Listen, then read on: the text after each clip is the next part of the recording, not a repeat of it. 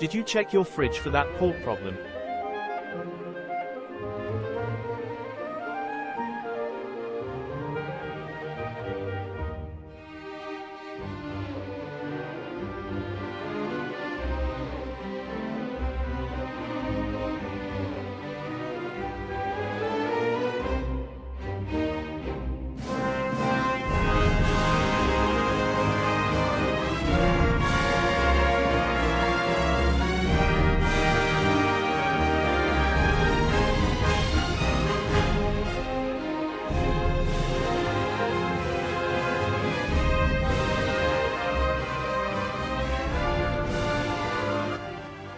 Oh, hello there everyone. Oh, we're so back. It's been too long, ladies and gentlemen. It's been too long since I streamed. Welcome. Hello everyone. Hello. And today we are back. Of course we're back in DoD Fan Fork. What else is it going to be? What else is it going to be? You know, dozens of other potential Vic2 mods out there that I still want to check out, and I will check out. But there's, you know, I guess the best way to put it is that DoD Fan Fork has become my comfort mod, right? It's just no stress, you just hop in, you pick a new country, and you get an amazing story, you play it. You don't have to worry about, I don't know. I don't know, it's just easy. Just so easy to just pick this up and play a new campaign or continue on. I like it, it's easier. Imagine picking up CWE, which I kind of want to test out in single player, right? Compare that. Compare just hopping into DoD Fan Fork to loading CW fucking E. Oh my god. But I will do that. I swear. There are other mods out there I do want to play. They're on the list somewhere. And we can go back to TGC as well. But anyway. This is the one I promised. And the thing about DoD Fan Fork as well is that every campaign leads into another one, right? You play through a Spain campaign, and then you go, oh my god, look, Gran Colombia has some cool stuff. They've got Castro, they've got a storyline. I'm going to play them next. And then you go from one to the other. That's how it works. That's how it hooks you. That's how it hooks you. So, or in the case of the previous campaigns, it was more like you just see, you know, you see another country somewhere in the world that's Bad screen off, good screen on, Spud stream starts straight away. Can't be coincidence. Don't know what you mean by bad screen off, good screen. Thank you very much, Taco Willis, for the 3 months of Prime. And Ledoge, of course. Thank you so much for the 13 months. It's very nice. And, you know, it's been, I think, 13 days since my last stream. Had a bit of a break. Also had some tech issues. Also had to really focus on getting out some videos, and editing was the priority for the past few episodes of the various series. That's why I haven't streamed for a bit.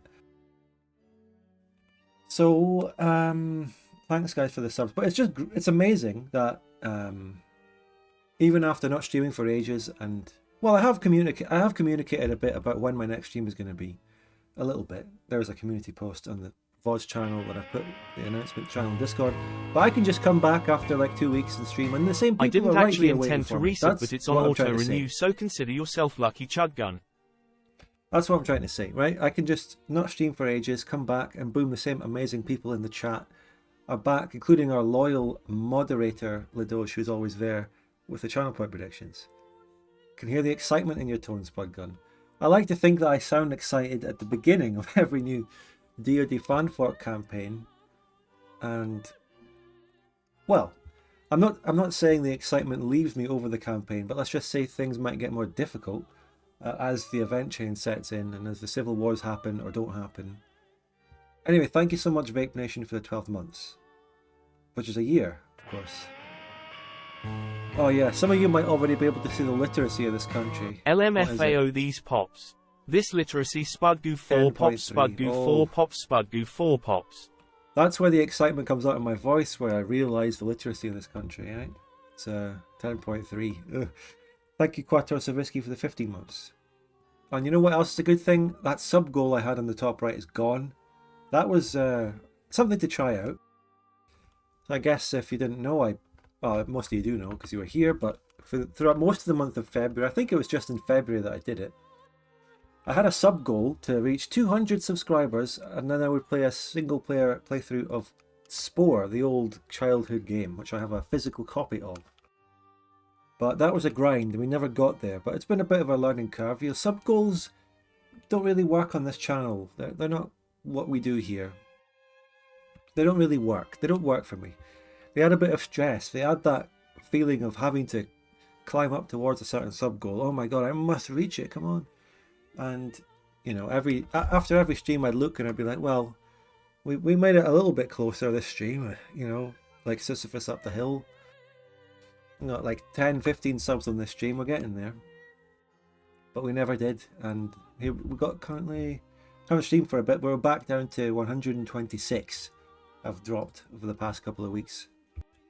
So, for the sub goal, I mean, I still want to get 200 subs, but I'm not going to be urgently trying to get there to meet some arbitrary goal.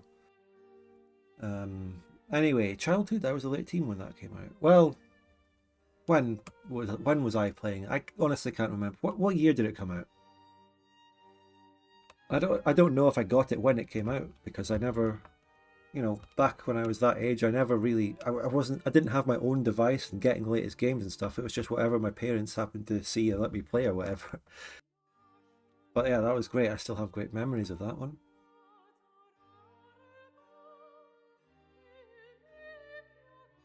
(2008), okay. Then I was 11 when it came out. Speaking of this, by the way, it's March. It's my birthday on Sunday, where I am, well, you can tell. You can probably guess based on the age I just gave you. Are you going to create the Legend of Shovelface in the new CK3 DLC? Oh, of course, look, just another disclaimer and a warning. This will be a long intro, especially because I haven't streamed for a while and we're starting a new campaign. Okay? I don't blame you if someone creates a timestamp in the VOD for when I actually start the gameplay, because we have a lot to get through, right? We got CK3 news and DLC. When is the CK3 DLC actually dropping? When is that shite coming out? I think it would be a great thing to. No, it's not. It's not a multiplayer game. Sorry, you know, we have to go through that again because I have to explain that again because. I guess every time I start a new campaign here, I post a community post and people come in and they're like, is this multiplayer? Well, you know, no, it's not. I don't really have any clever way of explaining how it is multiplayer somehow. It's just not. Thank you, Caboose and Joya, for the 4 months of Prime. Game starts at 34:23. You know what? How about we actually try and hit that, right? How about I actually do spend 34 minutes of intro and we actually start the game at 34:23? I can see my own uptime here. We're currently 10 minutes in, just about to hit 11 minutes. Anyway, so the Spore thing didn't happen. Great game from the childhood. I do want to play it. Despite the sub goal failure, I might actually still just play it another time later down the line. I wouldn't rule it out. Some casual single player sounds like a better experience in my opinion. Well, thanks so much, Gefira. Thank you so much. We are going to. I'm editing Bavaria Part 20. Jesus, like I started saying. I started in my mind going Bavaria Part 15, 16. No, we're already at 20. No, we're getting along with that one. Wow, going to be the longest series. I mean, I think that's clear for everyone to see that it's going to be the longest series. The Venice series got 19 parts and then 20 was the grand finale. I'm telling you now that Bavaria Part 20 is not the grand finale, so therefore it will be the longest series. Going on to so many different tangents here, but I think even if we did stop the Bavaria series now or on Part 20, it might actually be the longest series in terms of episode length and total time as well, because some of the episodes are very long. I don't know if anyone can get the stats on that, but I really do. Yeah, the Bavaria series has to easily be the longest series in length, minute to minute length. Like we're getting back to back 52, 54 minute long episodes here. You know, the Venice series was on average maybe like half an hour episodes, right? I seem to recall a lot of 30-minute episodes of the Venice series. Anyway, yeah, I'm working on Bavaria Part 20. Can I commit to it coming out this Friday or Saturday? The next Friday or Saturday? I don't know. But, you know, it's coming. I'm editing it. I've been hindered a little bit by tech difficulties, which I also have to mention in this intro. Titus, yo Spud, I'm about to have a job interview in 6 minutes. I hope I do not get the job, so wish me to fail, please. I really do not like this, but I'm kind of forced into it. Oh. Okay. Alright, I see. I don't want to speculate on the circumstances that have led to that, but good luck in failing it, I suppose. Do you think that's because of the series itself or your growth as a video creator? Oh, great question. Yeah, fuck it up, Titus. Before in the next 5 minutes, go on YouTube and look up train spotting job interview scene and copy that exactly. Right? Try that. There's my advice.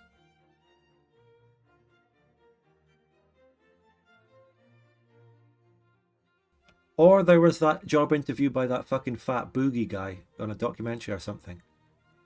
Try that one as well, alternatively. That one might be funnier. Go for that. Tell them about your criminal record. Okay, so we have a question about the Bavaria series here. I don't know whether it's probably just the series itself. The Bavaria series is the natural successor to the Venice series, and the editing styles in those two series are pretty similar, I think. Still think I'm always improving, I guess. Wait, it's your job interview? What? Share your political opinions, yeah.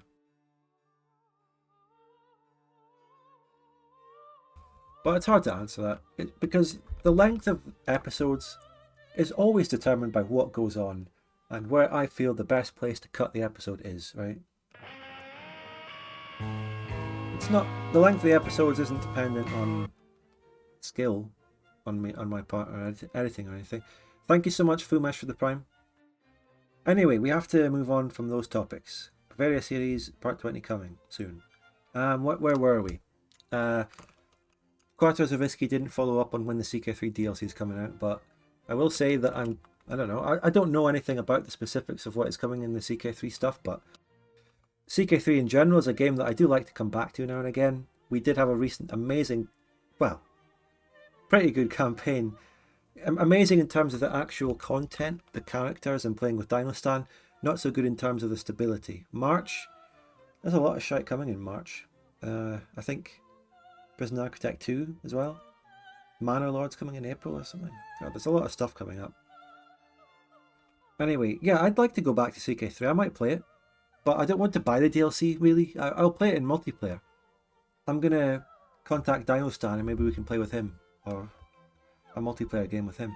That's what I'd be down for. Okay, what's the next topic then? Have you ever played any EU4MP? Yes, I don't like it and I'm not interested in playing anymore. Just to quickly answer that. So, do I talk about the tech difficulties I've had with my DisplayPort cable now? Or, yeah, I think we should move on to that. Timestamp, please. This is a discussion stream. Okay. Well, I've just been having a slightly recurring tech issue with my monitor and my cables ever since I got my new PC, actually. What happens is here's the graphics card, which is what is it again? What's my graphics card? 4070, yes. Thank you, Stereo Snake, for the 13 months. Hi, smiley face. There are 4 monitor connection ports on the graphics card. 1 HDMI and 3 DisplayPort. On my old PC, on my 1070, I was using as my main monitor a DVI port. That no longer exists. That is ancient technology apparently, even though it served me so well for years, gave me full 140 Hz, 144 Hz, you know, response time, HD, 1080p, whatever. They've gotten rid of it and I'm stuck with HDMI and DisplayPorts. My second monitor is the one that uses the HDMI. So my main monitor, I have to use a DisplayPort cable now, which is a cable I've never used before. But, you know, when I realised that, I went and bought a cable from my local tech shop on short notice because I didn't realise. Anyway, So I had a recurring problem where it just didn't show a connection, and oh my god, it was so annoying.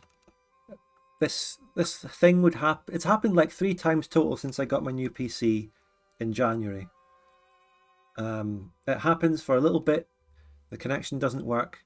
I do so many different fixes. I try to revert my, drive my visual drivers, my NVIDIA drivers. I unplug it, plug it back in again, switch ports, unplug, plug in, power off, power on. I do all sorts of fixes, and eventually it starts working. But the point is, I wanted to do this stream yesterday, but I couldn't because of this problem. I don't want to bore you anymore with stupid technical shit, but I fixed it. The fix for it was unplugging my monitor from its power cable and leaving it for a minute and plugging it back in, and then it works. There's absolutely no rhyme or reason to this. It's so weird. But anyway, that's fine. I mean, it's working now. I have a 2-monitor setup. And I really can't stream without it because I put my chat on my second monitor. I don't know if it's possible to stream on 1 monitor anymore. I don't know if anyone can do that or if anyone does it. Anyway, that's enough of that topic because it's fixed and I don't think it really requires any more attention. But I really wanted to do the stream yesterday, and for anyone who saw that community post on my second channel, I did say it would be yesterday. That's why it's not. Hello, Theo. So welcome everyone. Okay, I mean, that's been a long intro. I think we've gotten through a lot of stuff. Do you want to start talking about the country or about DoD Fan? Okay, it's a new campaign.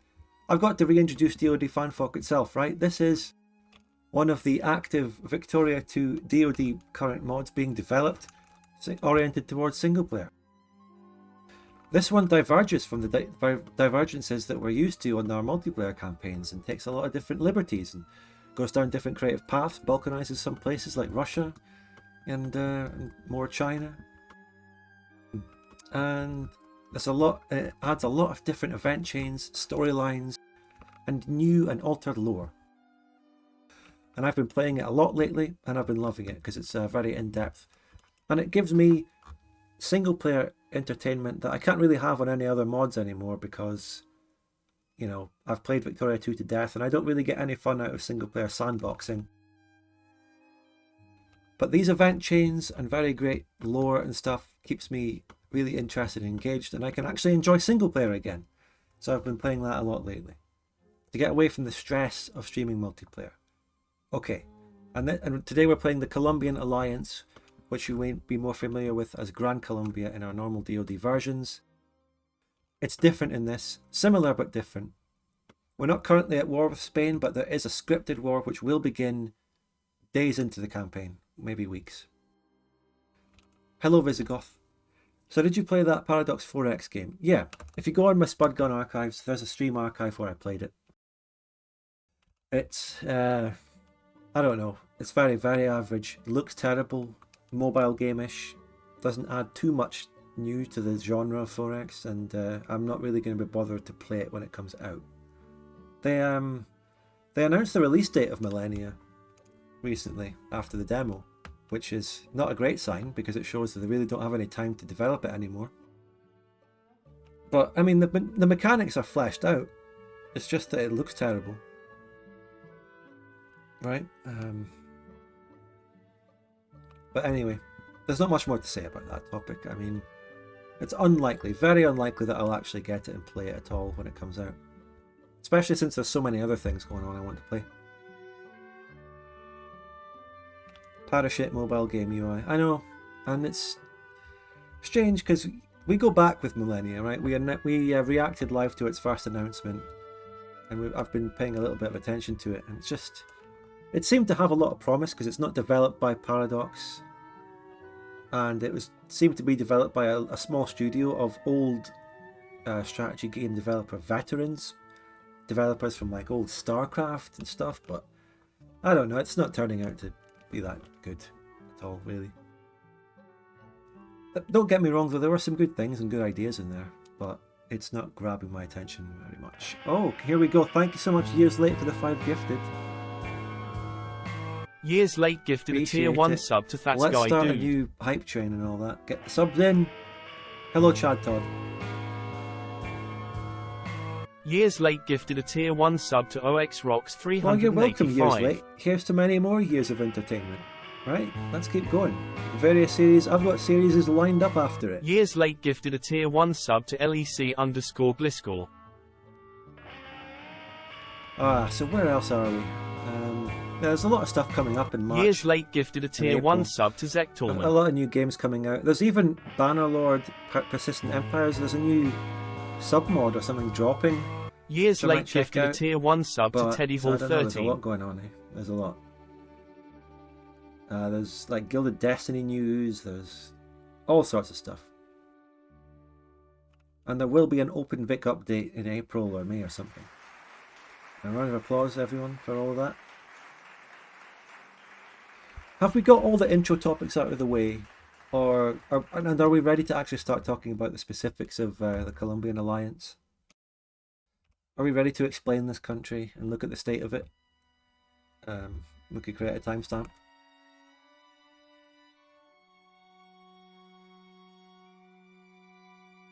Actually, we're only on 47 viewers, so I think I actually need to wait a little bit before I start playing. I want to get that viewer count up to a respectable level. You know, I'm used to getting 100 is the normal good viewer count I would get in a single player stream. Maybe it's because I haven't streamed for a while. Maybe I need to get some regularity going to get them in. I don't know. But speaking of series, is the next DoD multiplayer series going to be a recent one or an older one closer to when Bavaria was recorded? Well, I don't know exactly which one it's going to be, but all of them, none of them that I have in mind happened before Bavaria. They happen after, I guess, so they will be slightly more up to date. But the Bavaria series being so long is meaning that, you know, even more time is passing. So, I don't know.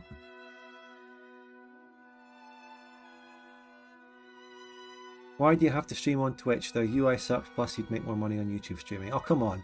Isn't this an issue that we got solved in 2023? Personally. I only catch streams from YouTube posts. This is the second time I've been on time to watch you live. Yeah.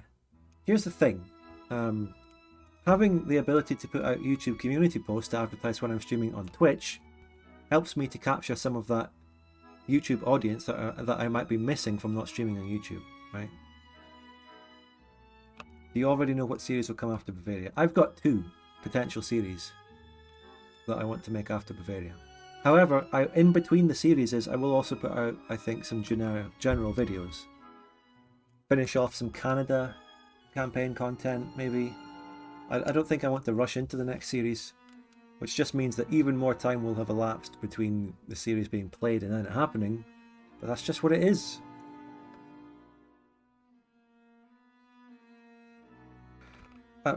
In 2023 at some point, wouldn't you get all the YouTube audience if you streamed on YouTube? No.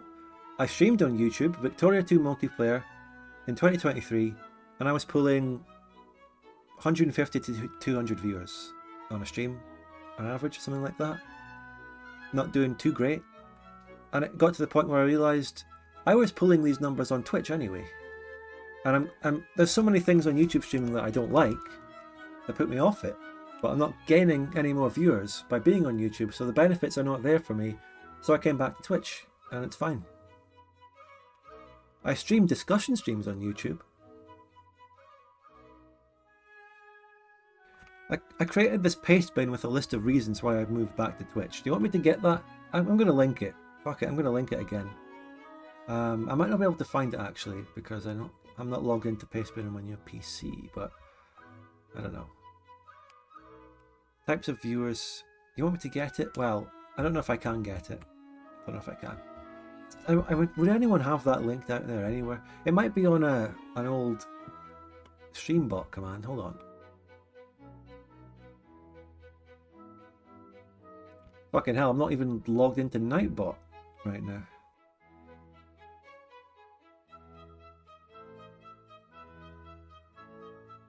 I'll explain that very soon, Vape Nation. I will explain that.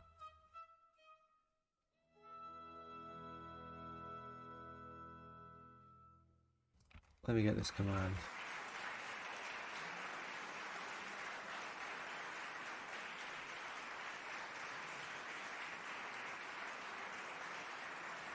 There's the paste bin in the chat. You failed successfully. That was fucking quick, Titus. What the hell? It's like very fast. Not only did you get the interview done very fast, but you already know that you failed. You must have failed very hard.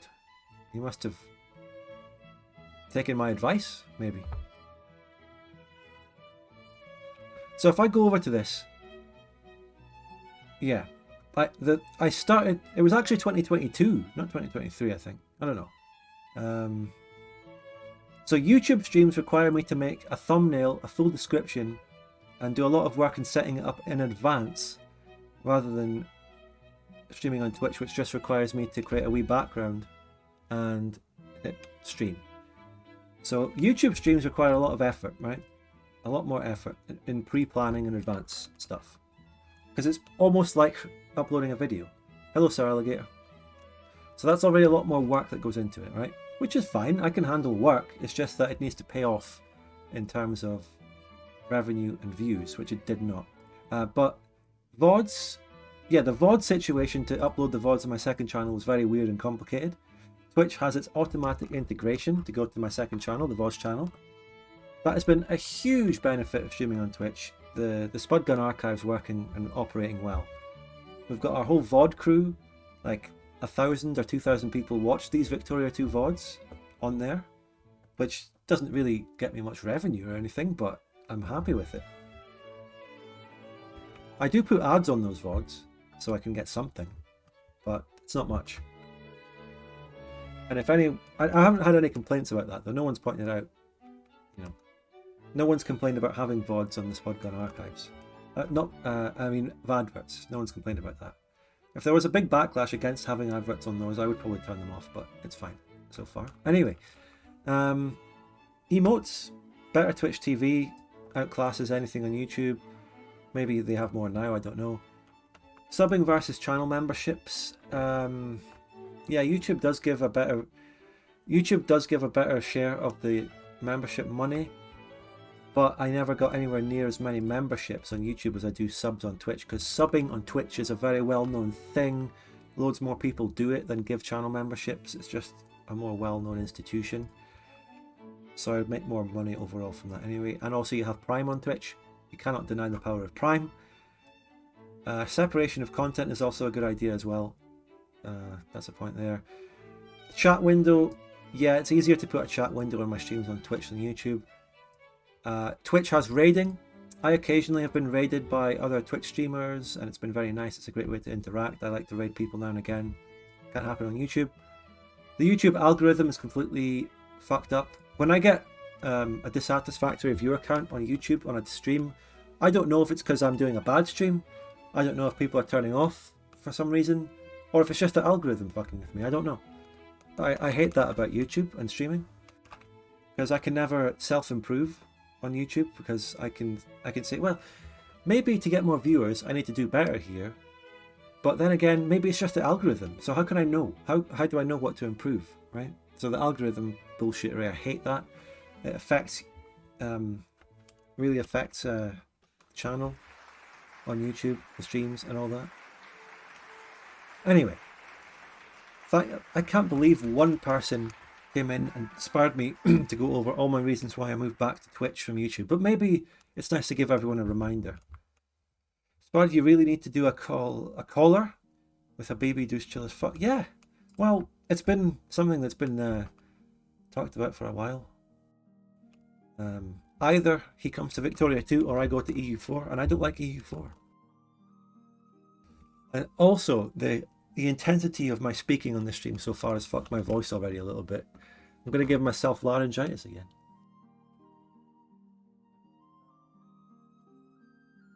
A baby is an EU4 content creator who's really good.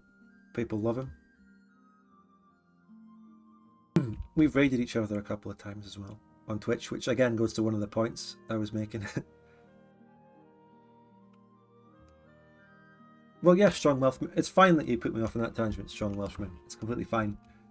If you personally don't like the Twitch UI, then who am I to say anything about that? Sure. If you don't want to watch Twitch because you don't like the UI, sure, fine. If you want to watch the VODs, watch them. Or if you don't, don't. It's up to you. Do what you want. I, as the content creator, as the streamer here, just have to try and encourage as many people in my community and my YouTube viewers to come and watch my streams as possible to increase my chances of earning good revenue, people subbing, generally building bonds with the community and having fun. That's what I've got to do here, so I'll do anything I can to get the viewers across. I don't like the Twitch community and environment in general. True. Yeah, don't look outside at the general wider state of Twitch or anything. I've always... thing about Spudgun official is that it's a cozy little niche. We don't really talk about or partake in the wider issues on YouTube or Twitch or whatever. We carve our own little niche. We have our own memes. We don't do the same emote spam or Twitch memes as everyone else. We have our own little things, and that's nice. And we should keep that going. You don't have to worry about all that other bullshit when you just come to Twitch for a Spudgun stream. I mean, to be honest though, the Twitch culture used to be a lot better. I remember the days of like 2014-15 where it really developed. The kappas and all that. It used to be better, honestly.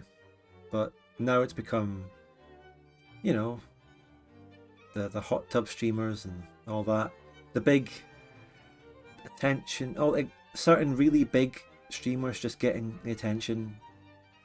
I feel like Twitch streaming is coalesced around certain individual massive streamers, and their personality is everything, and they dominate. I don't feel like that really used to be the case, but maybe it was. I don't know. Back in the day, 10 years ago or so. But we should just not talk about them and ignore them. You should upload shorts like Big Weevil does, but clickbait it so you look like you're making a mistake. But no, come on, shut up. I have thought about the idea of uploading shorts on YouTube, but only to sort of tease my ongoing series, or maybe an individual clip from my latest video or something, just to, I don't know, hit the short algorithms, get more people in to watch the main thing. That's what I would do. But I also have the Spudgun third channel, which is for shitpost memes. Anyway, it's 35 minutes now. It's fucking 35 minutes, and we haven't started playing, so I've missed that timestamp. So let's look at the country, right? Here we are, the Colombian Alliance, right? Formerly a Spanish colony. This is a country that has recently rebelled from Spanish rule. It's newly formed, and we are actually, technically, according to the lore, at war with Spain right now. But there is only a short, very brief truce in the war. That's the actual situation. And the war will recommence very soon. As for how the country is, it's terrible. It's a fucking absolute state. The literacy is terrible. The accepted cultures and pops are all over the place. We only have Mexican accepted, and they make up fucking 26% of the pops. We also have all sorts of people, the Afro-Latinos. Do we still have slavery now? Yes, actually, we do. So those are either slaves or former freed slaves. And we also have Nahua and various other Mesoamerican, Native American cultures. And we have Lusitanian, which is a population up here around roughly, well, northern Mexico, who are actually Portuguese in origin. They speak Portuguese. So there are European descended pops there, but we don't have them accepted.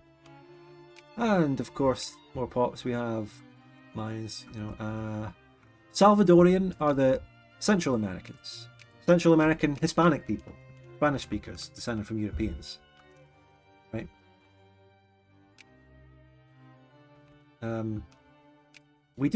There is a decision to found a University of Mexico, which helps my literacy a lot. But that requires fucking revolution and counter-revolution and biologism. Jesus. So, I think, off the bat, the best thing to do is really to just focus on the upcoming war and fight it, I think. And then we can maybe take stock after that. We are going to have to fight a very brutal war very soon. I've got loads of transports, but I probably will delete them for money. Biologism rush. I think our first tech will be the rights of man, obviously. Yeah. That's massive for us. We need that. We have a lot of troops to build. All of them out of my non-accepted pops. So in DoD Fan Fork you have these reforms here. So some of them only allow you to recruit pops of your accepted pops, but we can. But we do have the PDM system of recruiting only certain units outside accepted pops. Any way to get more accepted cultures? Oh yes, absolutely. DoD Fan Fork has Arabaluba gifted a tier 1 sub to Tsar Augustus. We will get more accepted pops, don't worry about that. Unironically, conquering Plantagenet, we can increase our literacy and lose illiterate pops. I don't like that idea because it creates a lot of militancy and people that hate me. Thank you very much, Arabaluba, for gifting a sub. Also, we have the donation link, just as a reminder. Post !donate. Best way to support the channel. You know, it's direct money. It's not a sub that half of it goes to Amazon or whatever. Do recommend those for a Texas Sweets message. We can use militancy to pass reforms. Well, maybe. You should start gambling on wars and battles in Victory and stream it on Kick. Okay, look. It was very nice to go off on the tangent from you, but your ideas are shite after that. Okay, I just have to be blunt with you. I'm very happy to use Twitch channel point betting, such as it is. That's been very fun. The Doge's here, right? Anyway, so what I will do, I don't know if I will be able to get the resources to build any of these things, but I will try to build infantry, cavalry and artillery out of all those unaccepted pops. But if they're not building, I will just make irregulars.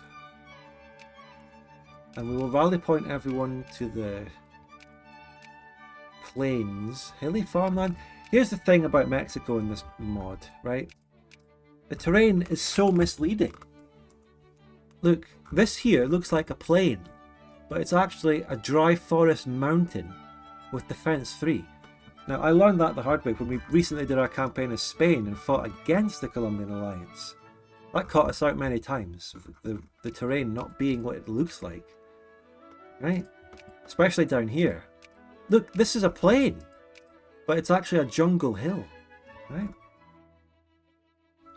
Ladoja, are you ready to do channel point predictions?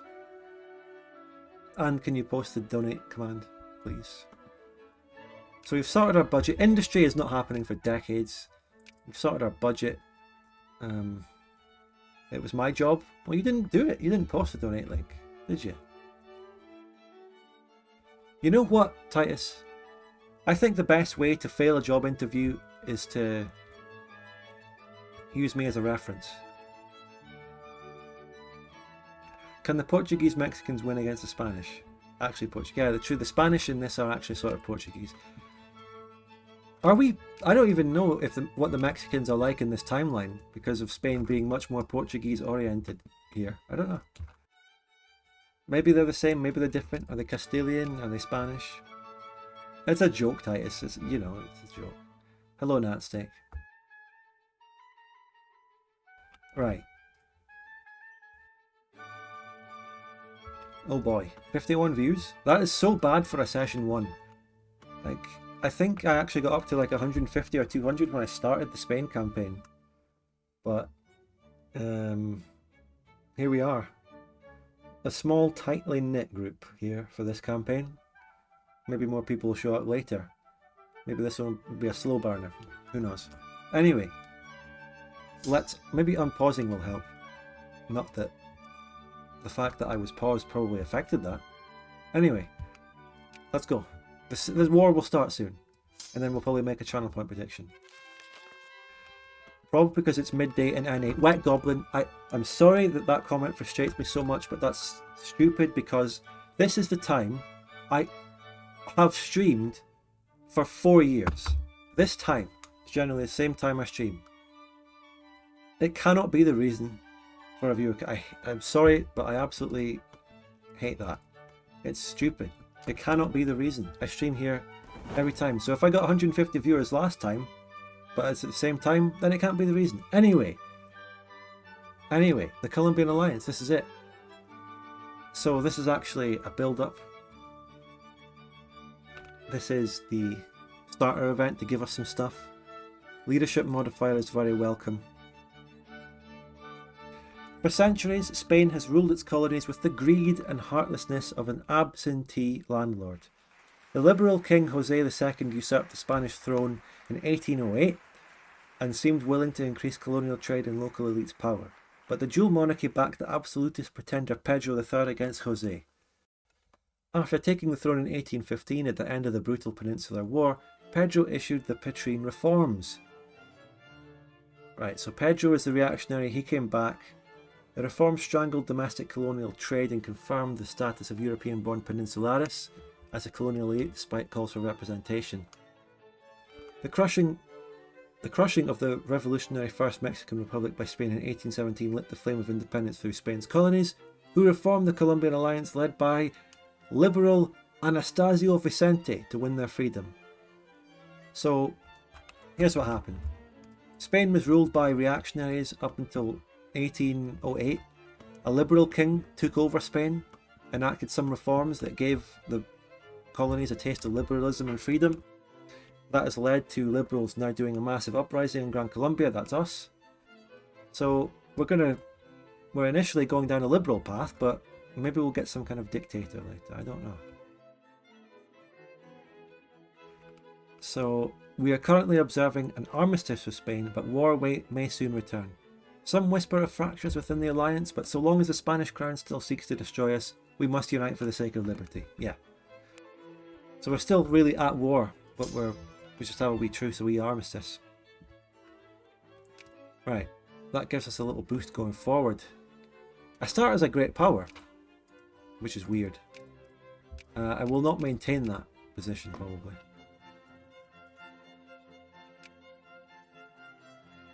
Turn auto create and auto assign off. We start with a 2-2 general, a 1-1 and a 1. That's not good. Try and make the best of that. And we'll start moving the army down south a bit. That's where we are going to be fighting. Don't you get a ton of gold with those provinces? Yeah, there's going to be a lot of gold. We're going to be swimming in gold in the long run.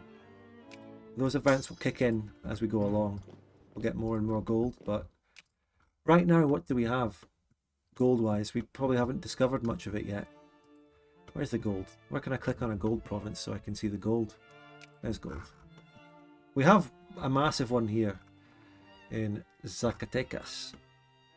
Oh my god, look at the gold in Peru, in Quito. Oh god, I didn't realise Quito was actually that rich with gold this whole time. Hopefully we can take that later.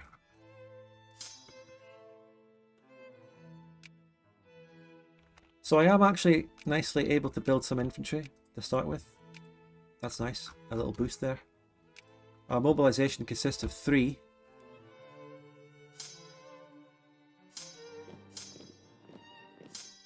I'm going to move very carefully to try and avoid attrition.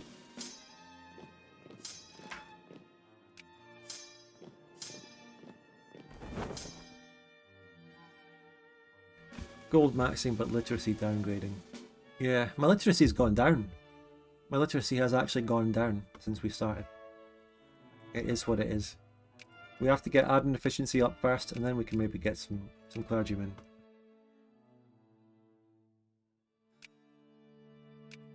Before we think about nice things like reading books, here we go, that's it. That's already it, the Second Independence War. Here we fucking go, lads. Channel point prediction. Will I win? Simple. Will I win or lose? Because this war starts so early, it's not a foregone conclusion at all. This is going to be really difficult. Get your channel points in now, ladies and gentlemen. Oh! Titus actually did it. First before Le Doge. Holy shit. Are you fighting Spain? Yep, this is it. This is war with Spain. They have current brigade count of 29. I have 27. But they will get more. They can mobilise maybe. I can't mobilise much. My tech, my military tech is 5. Theirs is the same actually, I think. Yeah, 5-5. So that's okay. As we feared, the appetite of the Spanish beast for blood and slaughter knows no limits, Spain has ended the armistice by formally announcing their intent to resume their efforts to destroy us. As our brave and noble soldiers march forth into battle, they do not go alone. They go with the spirits and the hearts of every man, woman and child in the Alliance Colombiana, or whatever you call it, with the love and trust of every precious life which they have sworn to lay down their life to defend. Northern Arcadia and Southern America have achieved freedom from their colonial masters. We can do no less. Here we go. We are going to get some nice stockpiles from that. We're going to get an amazing Gran Colombian Independence War modifier, which gives us basically no war exhaustion or great, no immigration or diplo points. A big that's huge. I can't believe that was what I was up against when I played Spain. This is really nice. The problem with your channel point prediction though, Titus, is that you give it like 5 minutes, and I'm not going to start the war until it's over. But we've got some big bets coming in. We've got some massive bets.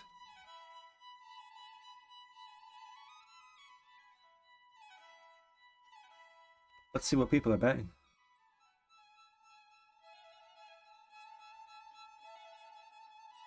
So 10 people have bet yes, 7 people have bet no. However, 95% of the points are on yes. So the people betting no are not confident in their bet, but the people betting yes are very confident, and they put a lot in that. Right. Keep betting, keep betting. Put your channel points in. What do you think's going to happen? Losing immigration. Oh, we shouldn't have to worry about immigration early on.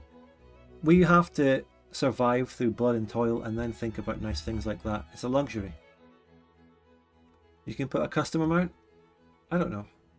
I don't think I've ever bet on one, because I'm always the streamer rather than the viewer. We've got even more. We are seeing the biggest numbers of channel points I've ever seen. We've got 200k on yes.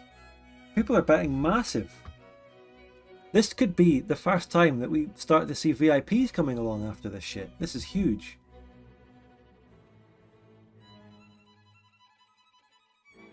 Still only 50 viewers. Holy shit. I want to... Where's the viewers for this? This is great stuff.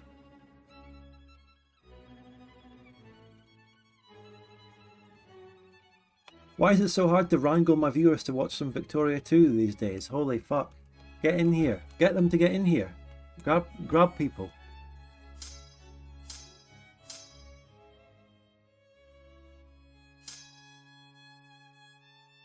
Imagine if Spud loses. Well, oh, it's the 3rd of March, by the way. It's my birthday. My birthday, 1836.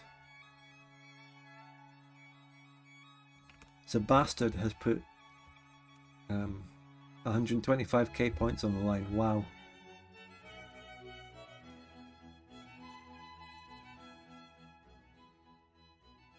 By the way, just a random tangent on other content, I do want to continue the raft playthrough with Pie Chucker, which is another thing that like 10 people watch and like 100 people watch the VOD. So I'm really enjoying the raft playthrough, but no one watches it. So we'll just get that over with. You get 26 points if he loses. Right, we're good to go. I'm clicking this. We get 20 mobilizados. Los mobilizados. Here we go. Maybe the goods we just got are allowing me to build a bit of artillery. Yeah, maybe.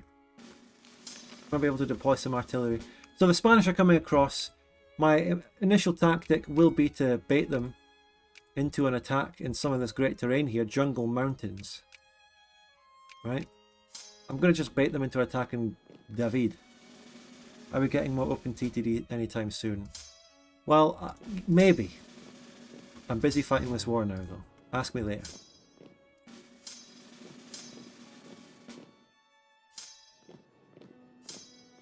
We will bait them into an attack in unfavourable terrain. Off the bat. Here they come. That's a really good population growth rate there, actually, from the baby boom event. Not baby boom, but just generic pop growth event. Birth rate.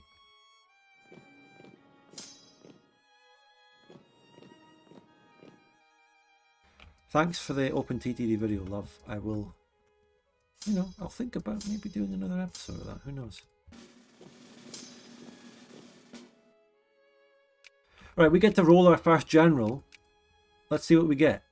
We got a 2 attack, 1 defense, which is not bad for our first roll. Okay, we're up against a lot of enemies here. The first test of our strength is about to happen in David. Here we go. You're also fighting Spain's vassals. Not true. No, that happened when I played as Spain. They get automatically pieced out and shit, so we don't have to worry about that. Here we go. Here we go. 9th of June. Here we go. Go, go, go. This is it. This is the battle. Oh my god. Okay. Okay. That's a roll. That's a roll to start things off. That roll pretty much just annihilates my first group of men. And the second roll is also bad.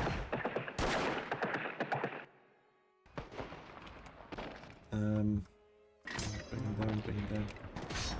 Third roll also really bad.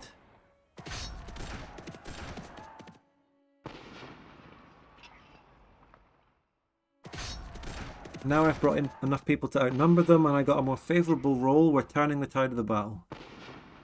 We're turning the tide of the battle. That's better. We won. Now I don't follow up on that. No thank you. Because I'd be following up into shite terrain. Okay. That was brutal. But we came out of it intact and we won our first battle. So. Oh. That's too many men on the rally point. Crazy how that many men went onto my rally point in that brief time that battle happened. Fucking hell. So I'll take the 2 general and get them on here in case they attack again. They will be back. I'm going to move forward here. It's a jungle farmland, 2 defense. It's fine. I'm going to try and retake Panama.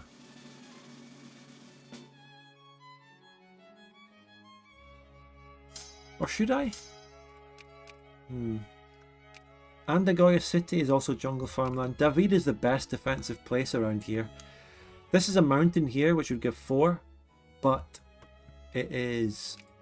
They could just move around it, they might not attack it. The difficult thing would be taking the fight into their territory. The triumph of Washkar Inca, that's ominous. I don't know what that means for us at this stage. I think that's the really aggressive guy, if I remember.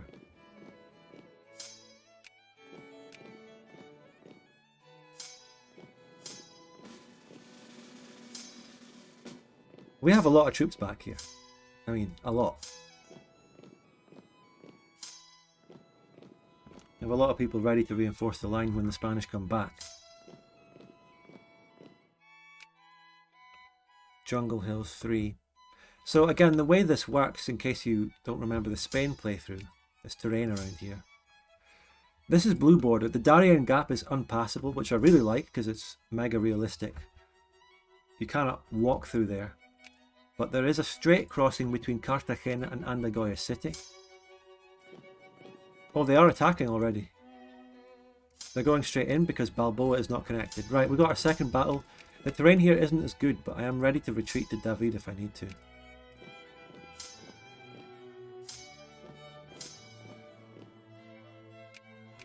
Okay, we got a 9-1 roll this time, absolutely annihilating them. Oh, 9-1 roll. 9-1. Oh. Oh. Wow. We're definitely going to follow up on that.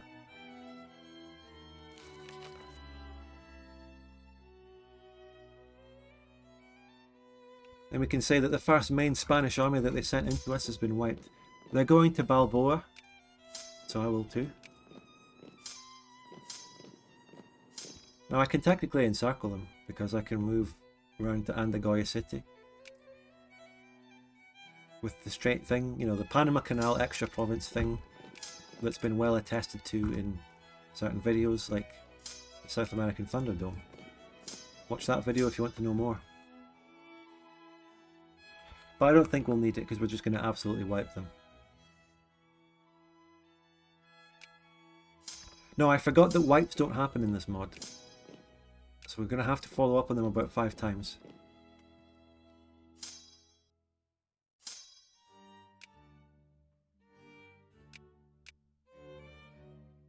Look at that. They've only got 3k with no morale, but I'm still not sure if that will actually be wiped when I win this battle. No, I did. That's good. That's reassuring. So we've already defeated their Panama offensive, but to actually take the fight into their territory. And we also have to be careful for naval landings. I'm going to leave some troops behind in case they land up north.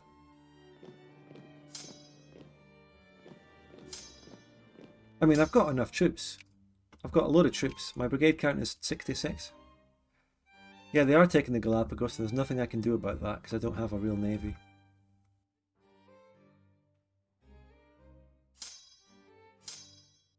Here we are. Here we are. Good situation, pretty good army. I actually was able to build all the units I wanted to build. We just rolled another 2-1 general. So, that's our... We've got like 3 of those generals.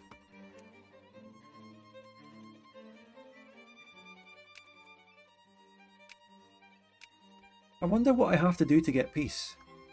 Because it doesn't seem realistic for me to give them much war score. I can't go and occupy them. I wonder if there's going to be something scripted. I think there might be. Maybe, or maybe we just have to wait for tickers. After years. Time-based. Yeah, it probably is. We've got it on 0 war score because we gave them 5 battle war score, but they do have a bit of occupation and the blockades give them a little bit. Our leadership modifiers are insane. We are just able to roll a general like every couple of fucking months. Crazy. I can look up the code if you want, but probably not needed. No, let's let this unfold naturally and see what happens. We only need to look up the code if we think there's some kind of bug. Right, so... Oh yes, I will 12-ec, but... I will take all the New World land, and I can already start moving... No wait, I can't!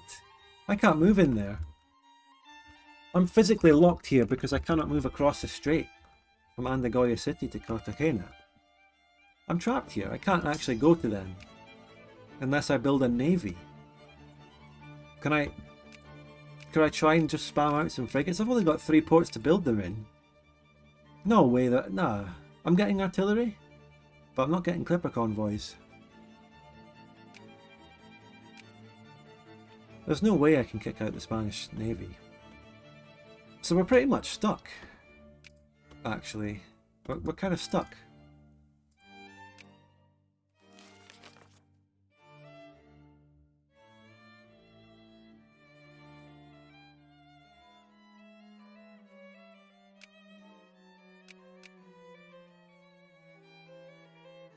I do believe I can slowly build frigates. Maybe, just maybe, after a long time, we can kick them out.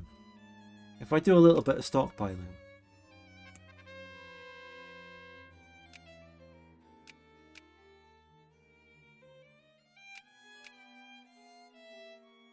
Bye, Titus. Have you got another job interview?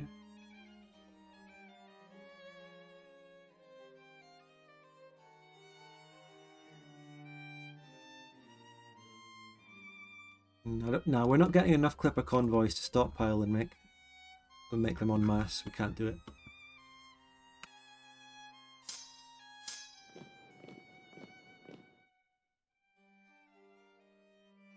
Right, the war is going to descend into a kind of stalemate then. I cannot move into them. There's no way to do it. Unless I try and find a way to send some ships around their blockade. Like this. But then I know for a fact that they've got transports out over the Galapagos or something. Iron and Glory in the Colombian Alliance. Oh, we get even more generals. Wow. Can you get to Cuba? No, but even if I could... Well, maybe, but there's no benefit to that. It's not much war score, and I doubt there's a scripted thing for if I go to it. Cuba can come later when we get sort of Castro, maybe. Maybe you can bait their navy away from the Gulf. Nah. Things don't work like that. Really, no.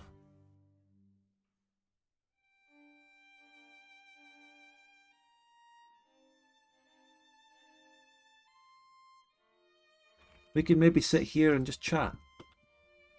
Wait for the... Look, there's another blockade coming around here. Yeah, look. That means these ones are stuck. This fleet has one frigate in it, a fighting ship. 1-2 general. But I'm building a new one in Porto Novo. Where is that? Where's Porto Novo? Please don't be on this coast. Oh my god, it's here. That's kind of useless. Well, okay, I'll take it. I'll take it. I shouldn't build any in Porto Novo. I should try and build them all in Veracruz.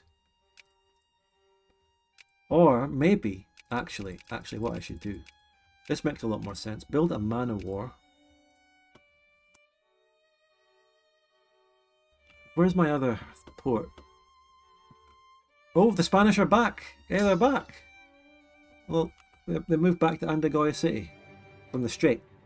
So, yeah, it is in Lusitania, yeah, the northwest Lusitania. Let's see if they attack me from here. Yeah, they will. In Balboa. Okay. Nice. Fucking... Ah. Wait, can I win without even reinforcing it? Can I be that cocky? This general, that's my... Isn't that my main leader? And it's oh, a -1 attack. Wow. There you go, wiped. Okay. Wow. That's more battle war score. But it doesn't matter because they have 7.97 blockade war score. Wow, it's a lot.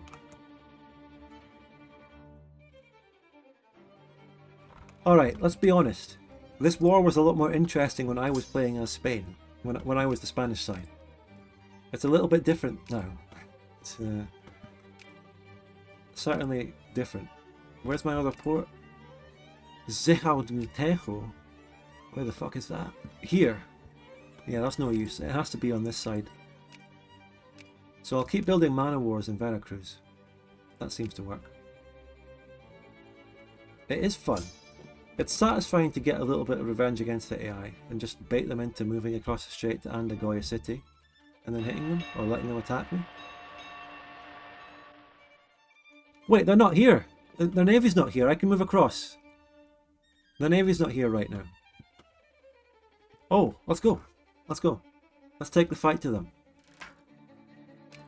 Gold. Already starting to get gold. Already in 8037. Free money. Need it because we're not going to have a stable economy. Oh, what's this? Oh, shit. Okay. Good thing I didn't move across. Let's wait for their next attack.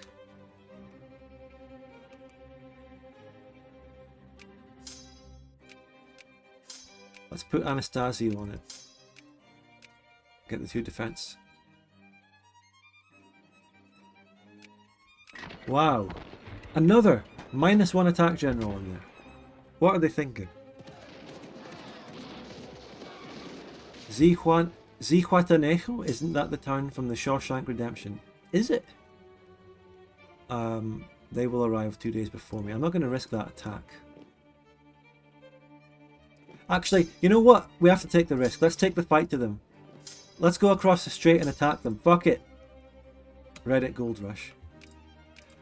I just rolled a shit journal down at the bottom. Let's take the fight to them. No, they're going to get away first. Oh, they're going to get away first. They are. They're fast as fuck. Can I catch them in there? Not a good idea. I will catch them. Okay.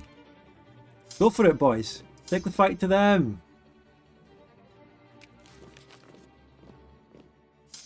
Yes! Fuck it. Hey, follow up.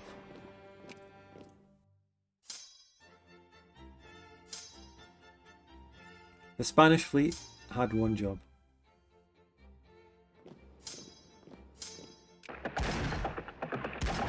Oh! Tenía una trabaja. Una trabaja. Solo. Solamente. Solamente una trabaja. Right, follow up again, Baronitas. Where are they going now? This is a grassland. Oh my god, that's a perfect attack.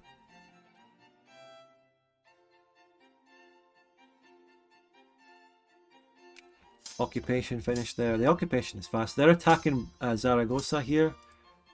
I'm going to reinforce with this, which I do have a 2 defense lying around. Yeah. No, they didn't. Okay, move here. That's a very attritionous area. Okay, I actually wiped them. Oh, they're attacking me. They're attacking Anastasio deep in Venezuela. Oh my god, they followed him. Can he hold off the enemy in the grasslands?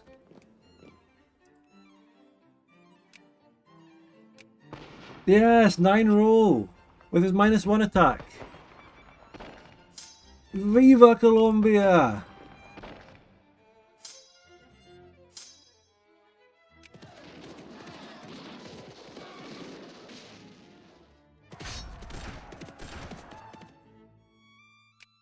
Oh, follow up Santiago de Chunsa.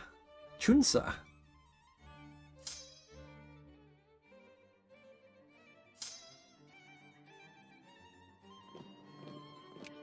The amount of troops, I'm going to lose more troops to attrition than I am the enemy here. And also, I really doubt that I actually need to make man of wars at all. Let's save that money. Yeah, I'm going to lose way more men and soldier pops to attrition than I am to the enemy.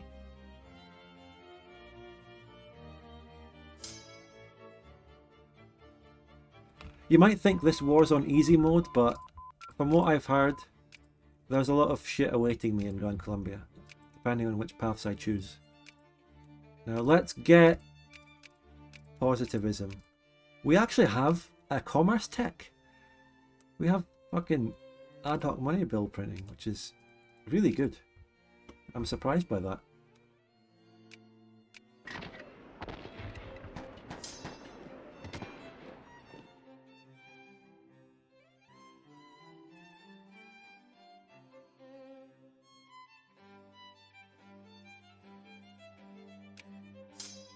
And I wiped them.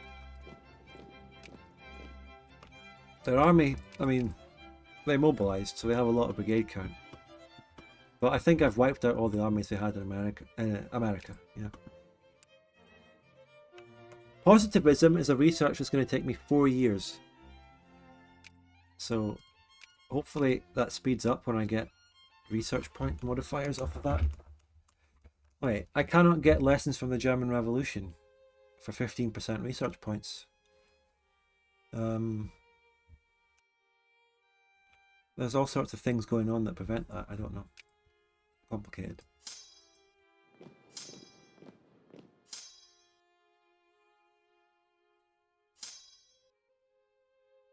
Well, that was really good. What a crazy operation that was. We just wiped out the Spanish army, bait them into attacking us in Panama. We won there, and then we rushed across the strait when they left it unguarded and killed them. And are rapidly occupying Colombia and Venezuela. Who could have seen it going that easily? I was anticipating a worse war. But I can guarantee that harder things are definitely ahead of us in this campaign.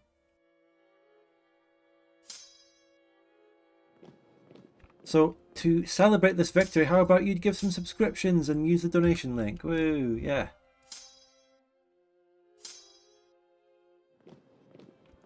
Let's do some good old celebrating. Mexico City, you know, military parades are happening. Let's enjoy this now while it lasts, because this is going to be a lot more difficult later. This campaign will get crazy. Trust me. Anyone in the chat there?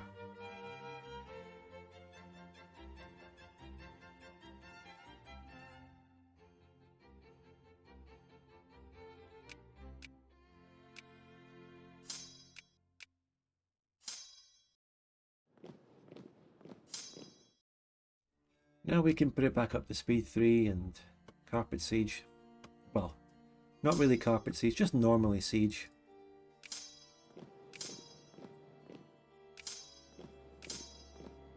Actually, my sieging will be more carpet oriented because I have to split the stacks up so they don't take too much attrition. This is sort of carpet sieging.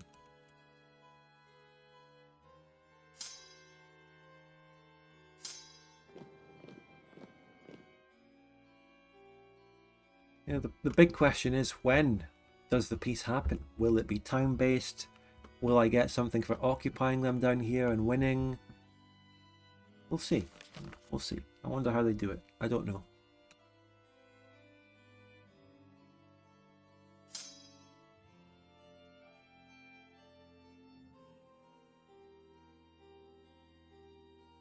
My soldier pops have gone down significantly in fighting this so far, which is completely expected. Also, the terrain. Remember I say how misleading the terrain looks up here? It's the same down here. You'd expect this to be rainforest, and it is in vanilla. But these are plains. These are grasslands. Oh, they've got a 24k stack out of nowhere. They've got a fucking 24k stack. This is the sort of shit that AI does, right? They'll disappear for a while, and then they will have a massive stack out of absolutely nowhere appearing, materializing and attacking you. So I'm bringing my 2 defense general. Yeah, that was the concern. That was always going to fucking happen.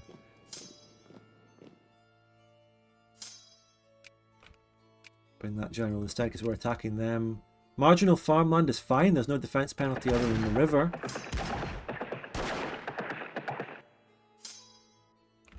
Things went from 0 to 100. This is quite difficult. Our rolls are okay. They're okay. Okay. Right, follow up again. Caracas, which is a hilly farmland, defense 1, no river crossing there. Okay, I'll take it. Oh, we're really depleted. I don't trust that. I'm not doing it. We're really depleted. 9k, 6k, 9k. Nah. Let them move around somewhere. I decided to call off the attack.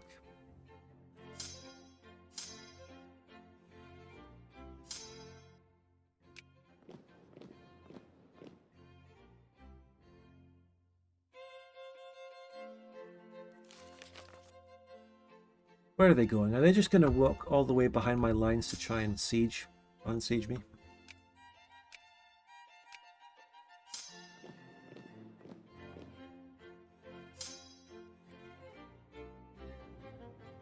Hopefully I can get some good reinforcement here. Those guys don't arrive. I don't know if I can reinforce well here because they're taking attrition. Okay, there actually was some good reinforcement there. Spain got reinforced too. They're just going to go around and hit my isolated 12k. That's annoying. I need to try and hit them halfway. This is a forested farmland. It would be a good place to hit them if I could. I don't like where this is going, but I honestly think this is better than, you know, the battle's happening closer to my reinforcements here. Oh my fucking god. Okay, I knew I was going to lose that battle, but did it have to be that bad? Did it have to be that bad? Well, we did reinforce it. Bad rolls. What's this? Oh, these men died on their way. I lost these soldiers. This used to have 3 fucking brigades. They died walking here. And suddenly I go from 9 roll there. Retreat on that. Retreat on that. Why are they not retreating? What the fuck? Why did some... This is how this game goes from fucking... Look at what happened to this situation, right? Look what happened to this overall situation. And really, they didn't deserve that at all.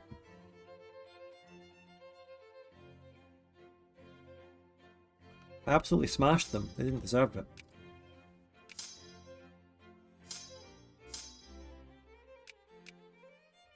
But somehow it went from me having everything and now it's a bit dicey. So I'll take some troops from north. I'll take some troops. They are actually guarding the strait now.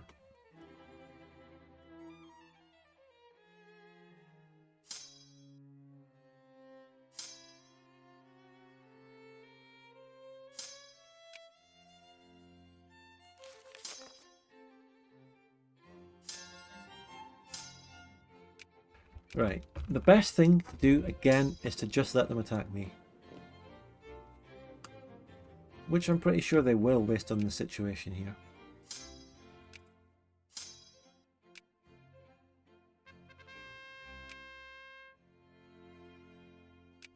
Sorry, what's this guy's name? Anastasio, you can't see it because of me. You can see it there. Fagoaga. That's his name. Where do they get these names, honestly?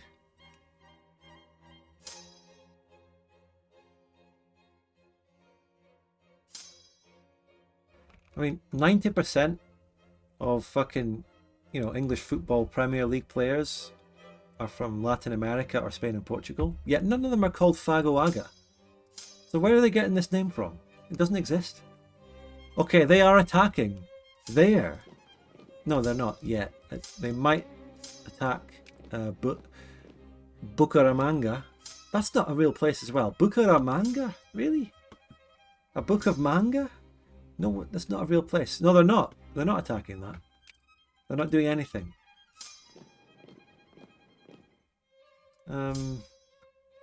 They're just going to go and unsiege a little bit. Boring. Boring AI.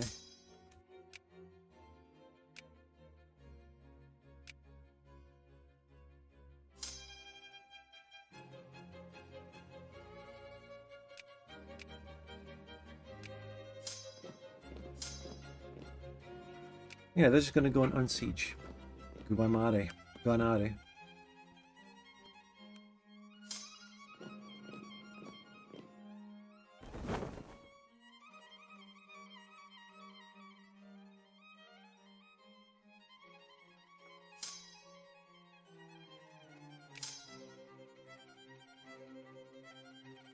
But after that, they might attack me.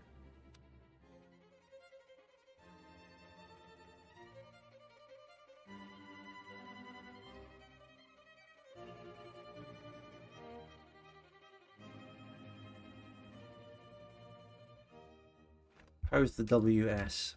It is now ticking. It's ticking.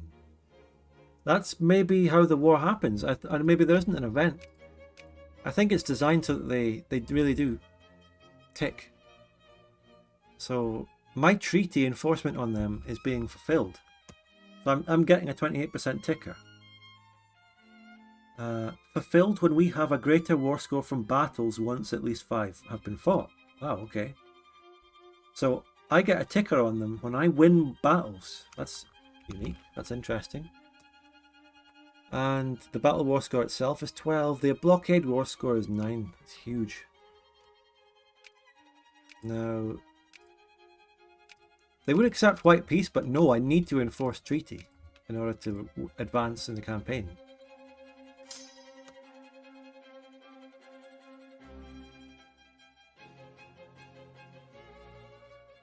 Oh, he's spawning a donate link. He's not doing it for someone else. He must be doing it for himself. That's how the Plantagenet-Belgian War worked. Yeah.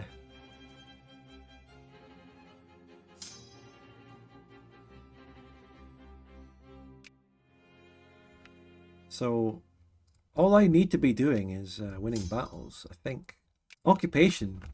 Yeah, this occupation I've done of Colombia has only given me 0.5 war score because it's colonies. Right, so it's not really a factor at all. All I need to do to win this war is win battles, so I don't really have to occupy at all. I can just wait for him to attack me.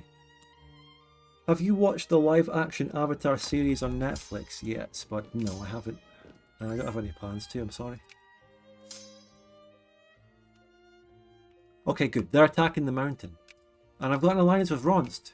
That's a great sign. How many days in May? So I know one day before 1st of June. It's 31, isn't it? Fuck. Or is it 30? How many days are in May, guys?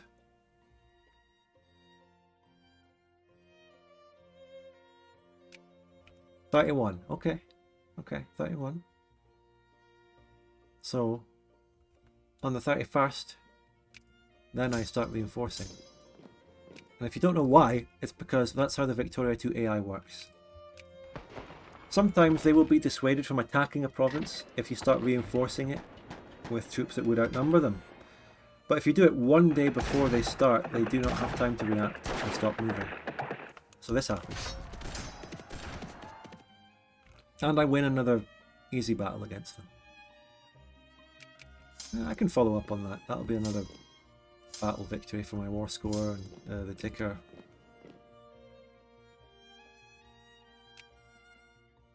Anything else going on in America yet? No, not really. Got a great alliance with Ronst. They will join my war, but they might be automatically scripted out of it because I don't think people are allowed to join this war. Oh, the Spanish have a 3k cavalry stack to go and wipe out. Actually, no, I think I would take too much attrition doing that. It's not worth it. I don't care.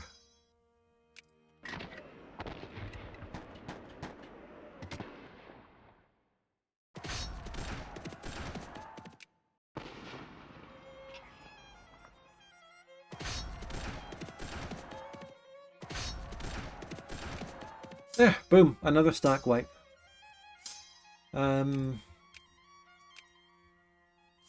Let's move back. Let's move back.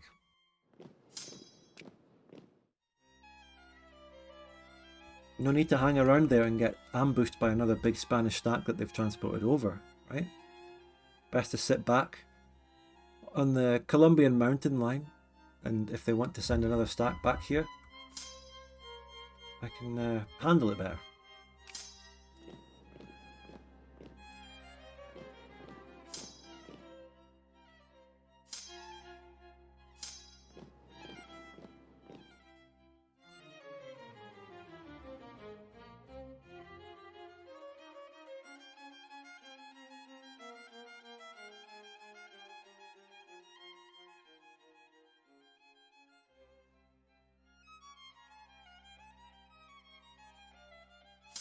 I'm still even getting nice reinforcements.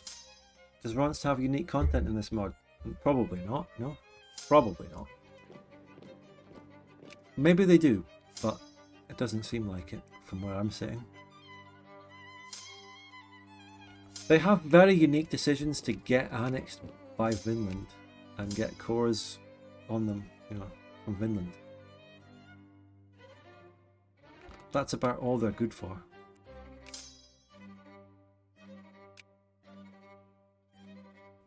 War of Anglo-French aggression against Provence, pretty usual stuff going on here. Crimean liberation of Ukrainian Yedesan, normal stuff. Normal stuff.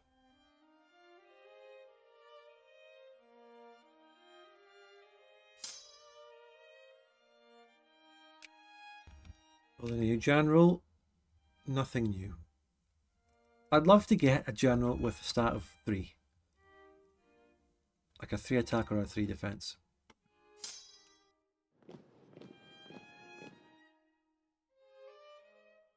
So my clergyman improvement is going along somewhat nicely. We're getting up to 4% in Mexico Valley first.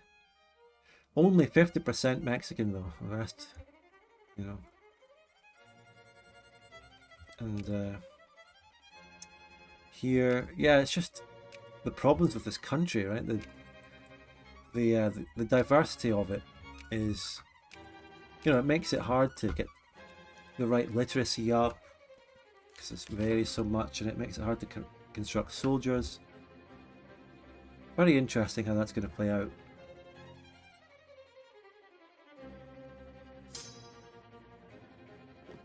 It's a challenge.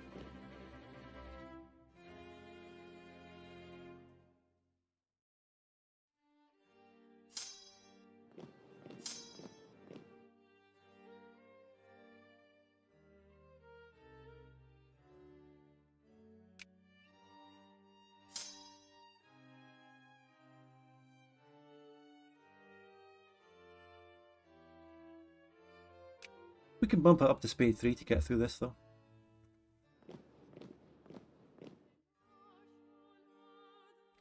And will I get a cheeky wipe on the cavalry? Probably. Yeah.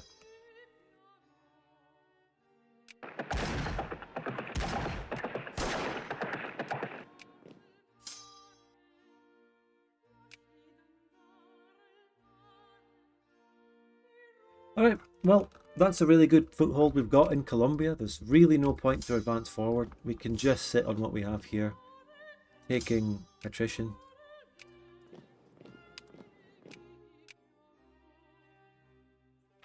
Wait. We currently do not have the ticker on them. Why not?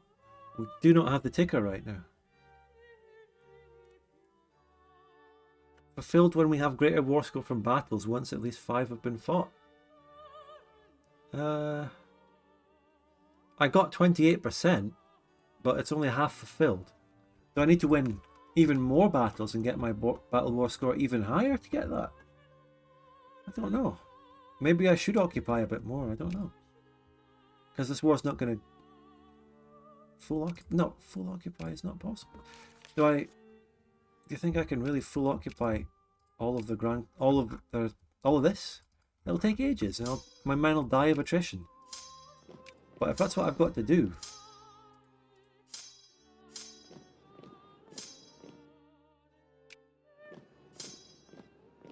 we'll see how it goes. We'll see how it goes.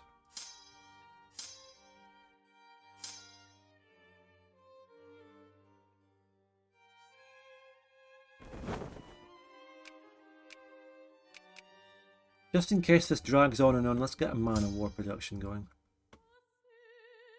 Bogota? Yeah, it would be important to occupy Bogota, I think. I think that's probably... If anything's going to be a scripted place, maybe that is.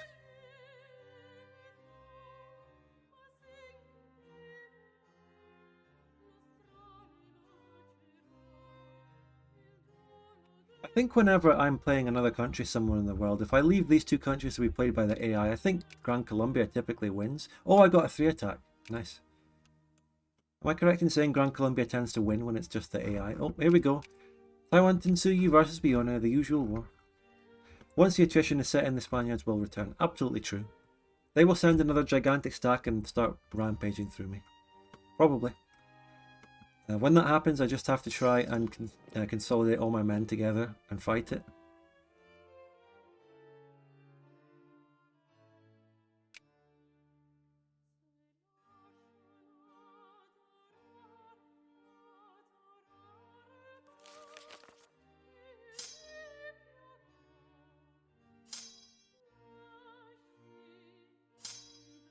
I'm losing red stacks to attrition who have no soldier pops constantly. It's happening just bit by bit. I'm always losing men. They're gradually just dying, all of them. Do we support the Inca versus the North FC? But I think in the long run we might have to fight Taiwan Tinsuyu if they get really, really strong. Maybe, you know, when I get Quito or the Viceroyalty and then we have to go down there.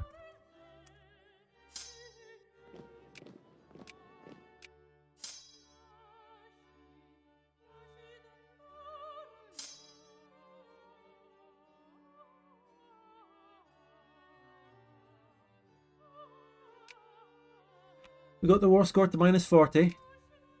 That's a good milestone. From like the little tiny minuscule percentages of occupation. It says defender occupation. They're getting 5.4 war score from just the fucking Galapagos. That is the biggest bullshit I've ever seen. 69 Hispano-Andean people occupied, and that is critical for the war, apparently.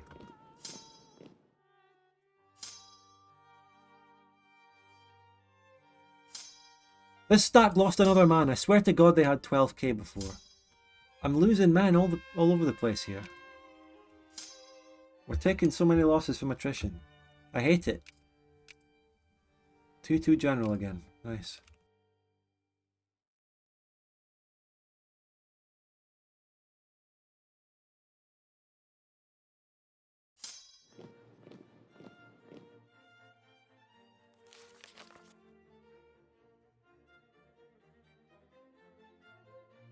And why do I even have the Galapagos?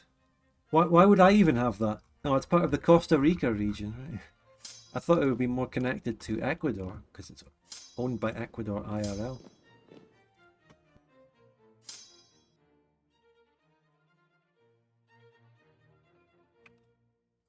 I shouldn't have that. It should be part of the. It should be part of that viceroyalty down there. Come on. Or Spain should own it directly.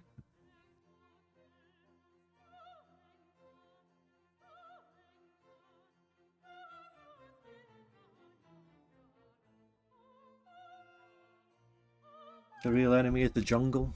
Yeah.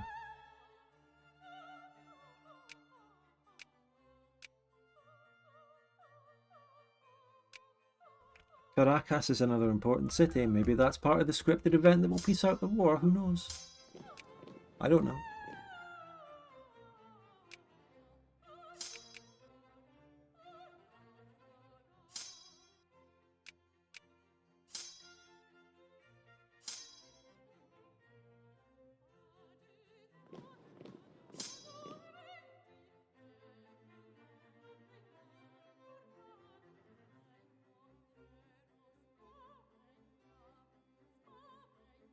No sign of any new Spanish stacks. It's really eerily quiet right now. I feel like we're halfway through Predator or something.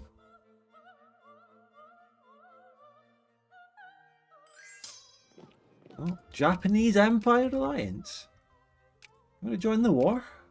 They would join the war, but there's absolutely no point, and they will end up causing me problems.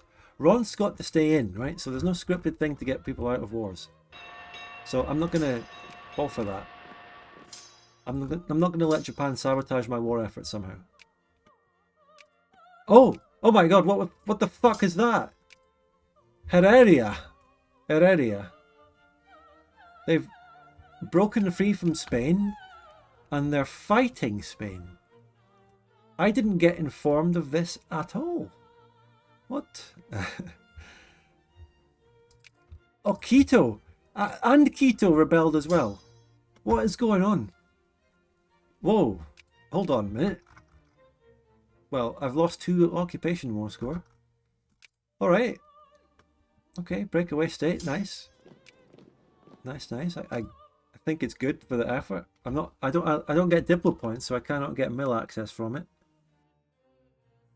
So I don't know what we're doing here. Normalist day in America. You know, I don't feel like we need to occupy any more of this. I don't see the point. I'm just gonna stand back and kind of in a weird situation now.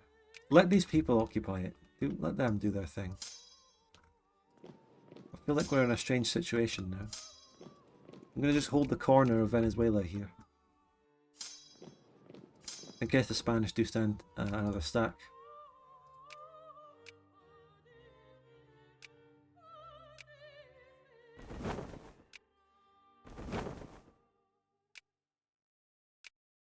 You know, I think I'm going to roll an admiral next and hit their navy. Maybe their navy has been taking attrition the whole time, so maybe it's weak. Probably is.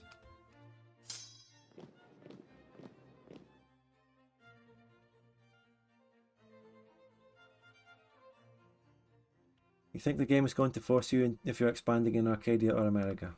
I don't know. We'll see. We'll see. Hopefully these people down here join the Colombian Alliance after we've beaten the Spanish out.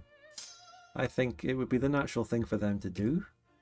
Let's check our decisions. Let's go through all our actual decisions. So we can get Afro-Latino accepted, which would be very good to go for, but it's very difficult to get, and it happens late in the game. Wait. Can I colonize? Dina Baca, which is like the Apache lands. No. Who won the war? It's not over yet. Calm down.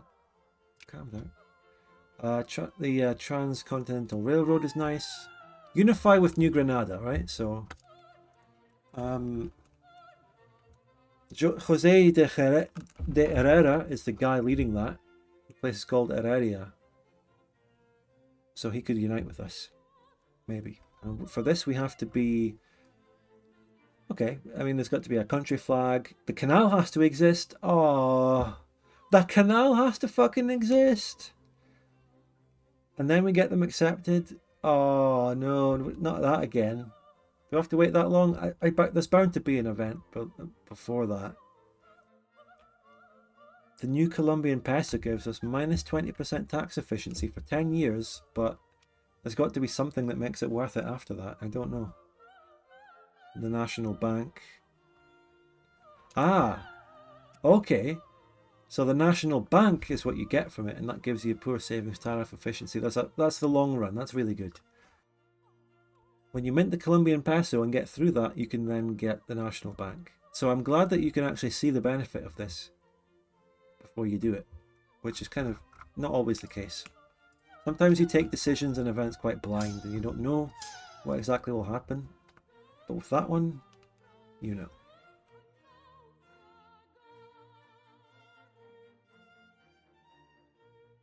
So what's next? Is there going to be another revolution? Oh, my economy's doing well. I'm making money. Because remember, there's a modifier on me where I'm really not able to take war exhaustion. Because the war modifier, the Second Colombian Independence War, monthly war exhaustion -9. If I got really occupied, then I would be taking war exhaustion. But this prevents blockades from doing it. Which is very nice. It's very nice because if that wasn't the case, I'd be on 100 war exhaustion already, because war exhaustion goes up so quickly in this mod normally. And we've been fighting for like 5 years.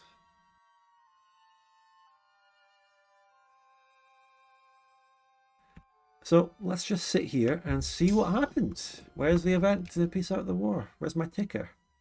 Who knows? I'm just sitting here. We'll see where this goes. The Tawant and Suyu are beating Bjornia, so we'll have to maybe face the Incas later down the line.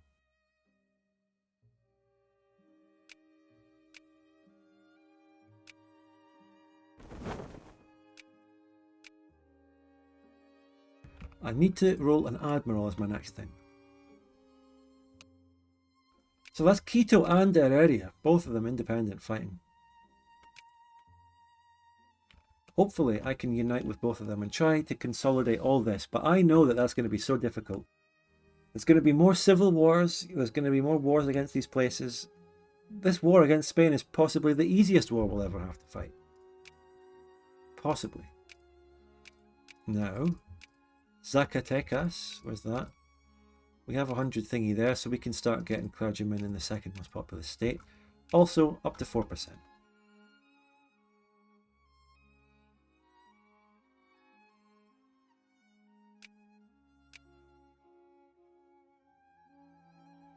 Time for a cup of tea soon, don't you think, everyone?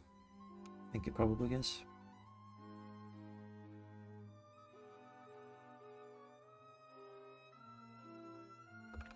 Right, so if we remember the Spanish playthrough, there was a guy called Castro, who was a legendary figure, a Cuban revolutionary who tried to beat us out of Cuba that we fought against with an Arcadian war. It was interesting. But the Castro guy was trying to get Colombia and everything, so maybe we're going to try and be him, or let him control the country. We'll see. What type of tea you have? I'm going to have just a Yorkshire tea. Black tea.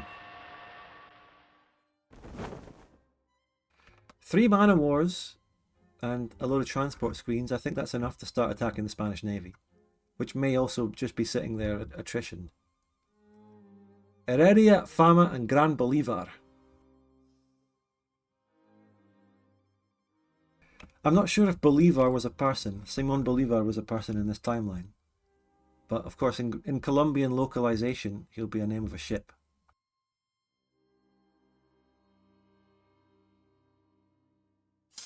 These bozos are fucking attritioning me.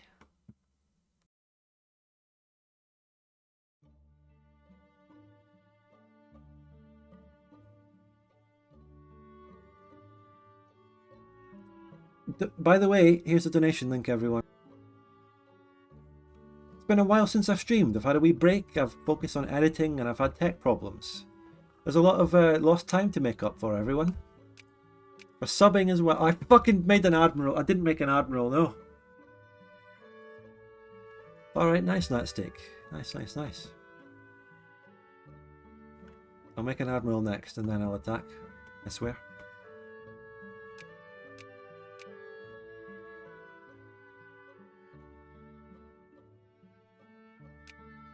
(1840) has passed, so I've got ideological thought and idealism now. Which is it's a tough choice between these two, but I think I would go for ideological thought. Herrera victorious. Hey, how the fuck has he gotten victorious? Wait, everyone's victorious.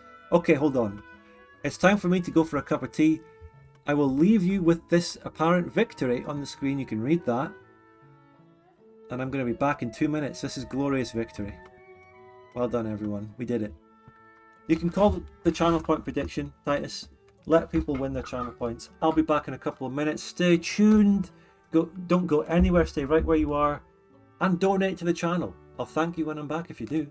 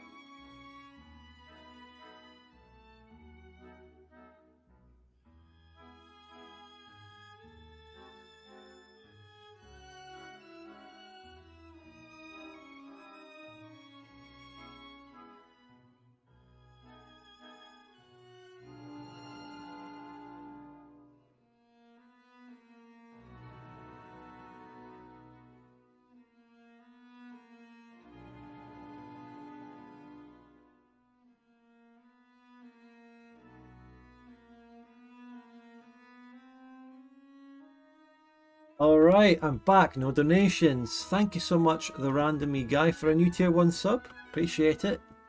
Here we are. Look at this glorious victory. Wow. So how's everyone's channel points looking after that?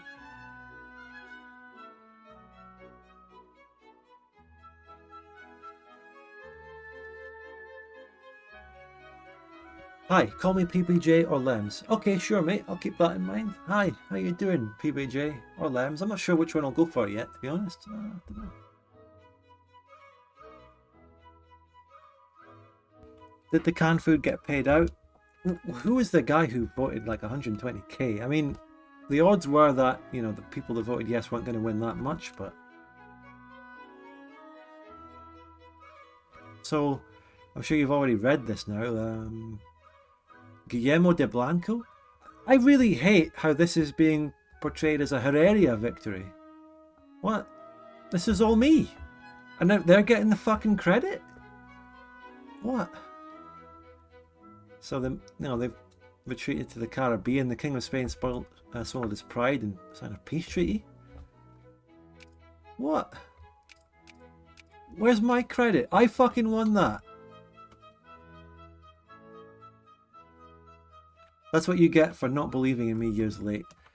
I think you're new to the stream, so you'll learn that as you go along, right? You'll learn to believe in me.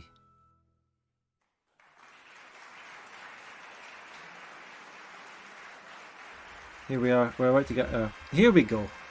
The fate of Vicente. Oh, this is going to be a crazy, fucking impactful decision, I think. Okay, so President Anastasio Vicente has been under an unusual amount of stress lately.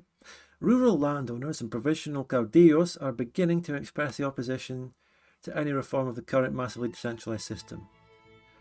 Alarmed by Vicente's federalist proposals, the president has received some rather irate and threatening letters over his plans, but these crude attempts at intimidation have not dissuaded him. He knows that federalism is necessary for Colombia to be more than just a republic of New Spain. Colombia will never develop a national identity unless it is one nation, and it will never be one nation if it leans too far towards ruthless centralization or slothful decentralization. Okay, we have to strike a balance. As Vicente continues his work, this time on a letter to the Caudillo of Andagoya about tariffs, he hears a noise at the door. Okay. This is a bit strange, right? We just won the Civil War, or it just got automatically pieced out because someone else won it. And now it doesn't feel like I've gotten a victory event. And we're already talking about this guy being assassinated. And I don't even know that this guy hasn't really been built up at all. What happened? Hello, it's Delpho. Oh, I haven't been paying attention to it. I don't know. Sorry to say. I'm not doing the sports themed streams anymore, I'm afraid.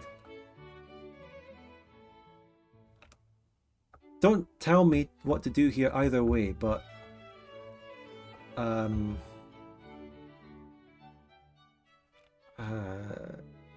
so the Glorious Alliance, right? I can remove that. Well, they both remove it, which is what I want, because I actually want Diplo points. People become 10% more reactionary, or people become 20% more conservative. Well, I don't know. Okay, right. If you know the mod and you know the storyline here, can you give me a little pointer without spoiling too much about this? Just something, right? A hint at what happens here? At what this even means? Anything?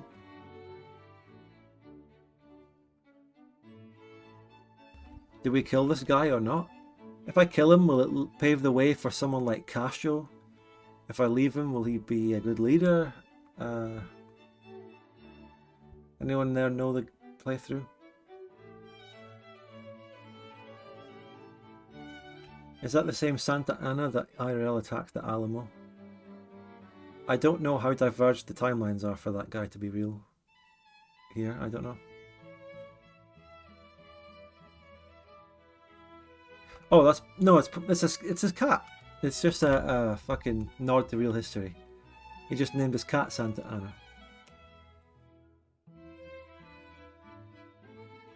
Read it. Pretty sure the president is the only one holding together the Colombian Alliance.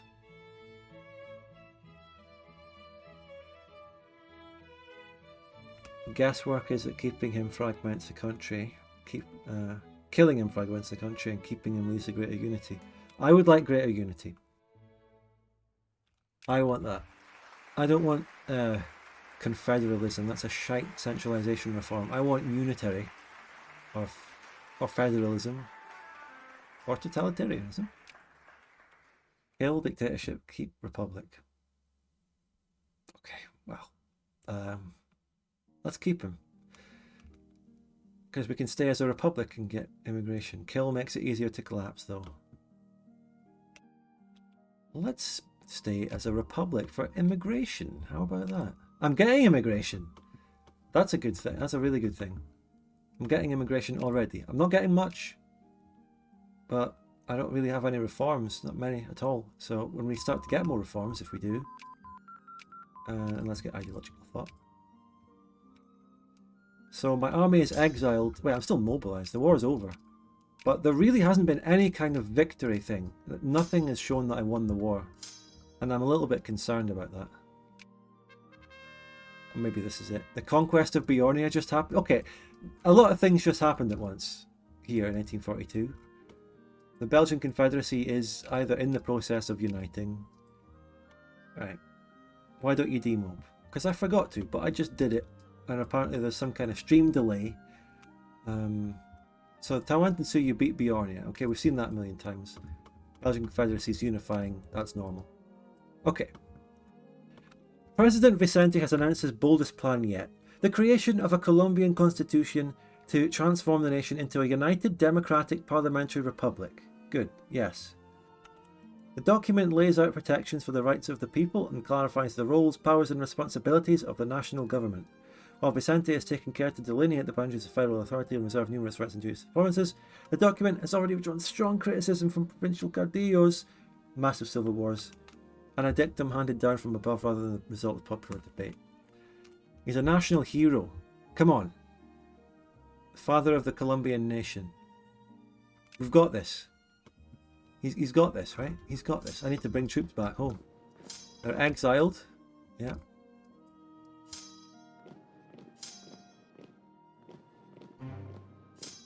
I do have transports that can go collect some guys.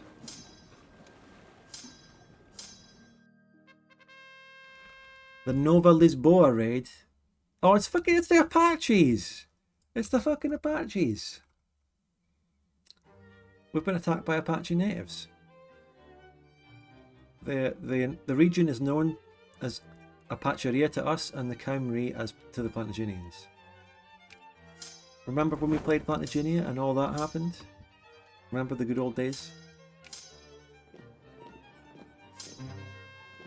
The Morelia Manifesto. The new constitution has been met with concern and suspicion by many Colombian caudillos. Many of them have now gathered in Morelia, where they have drafted a document to explain their objections to Vicente and his supporters. The manifesto claims that the constitution, as written, concentrates an unacceptable amount of power into the hands of the federal government, opening the door for any of Vicente's successors to use it to strangle the provinces. Moreover, they have criticised the process of the constitution's promulgation, objecting to having been left out of the creative process. While the manifesto reaffirms that Caudillo's loyalty to Colombia and its president, denouncing anyone who attempts to use their criticism as ground for secession, the manifesto concludes, all who sign this document in doing so declare their intent to withhold their signature from the new constitution in its present form. Oh, most of them have signed it. Oh, we're moving a reform. Wait. We're going back to the reform we already had. Okay. Still only have Mexican accepted.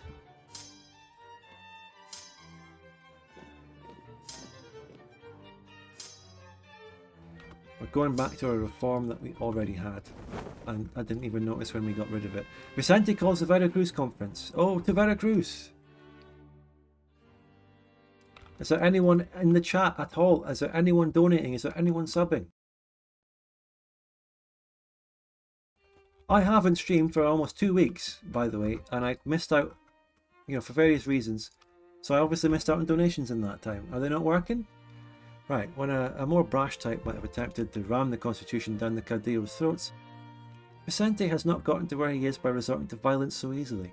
Recognising that the Caudillos have merely objected to the constitution's form, not its existence, he has summoned all the major Caudillos of Colombia to a conference in Veracruz to devise a revision to the current constitutional draft. Okay, no one will say that they were left out of the discussion. Hopes are high. Reconciliation. But only time will tell. Right, we'll see. Let's go. Let's go to Veracruz and see what happens.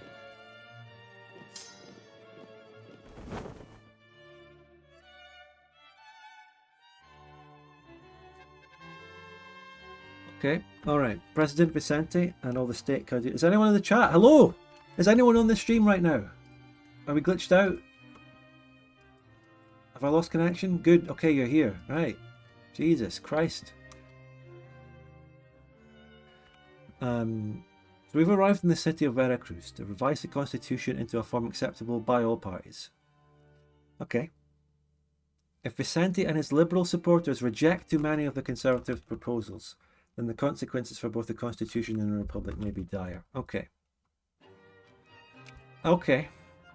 Let's try and get a balancing act here. Okay. Apacheria is lost. Well, what could I have done about that?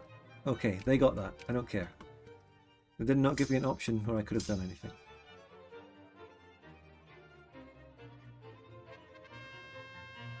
Right, hold on. Let me just get the tea here.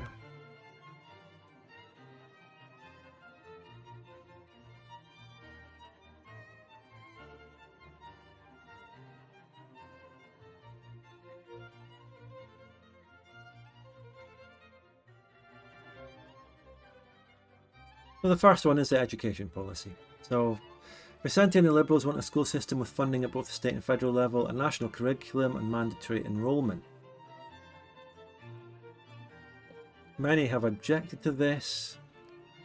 Okay.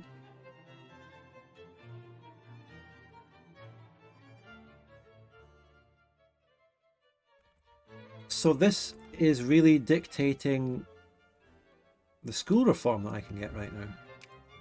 Currently have no school system. You know, I'm going to be compromising. If we don't pick these now, we can get them through reforms by just reforming. You know, normal reforms. We can get it that way. So I'm going to go for the compromise option and take basic school system. It might have been more meta to try and get acceptable or good from the best one from that right now, but we'll go with it.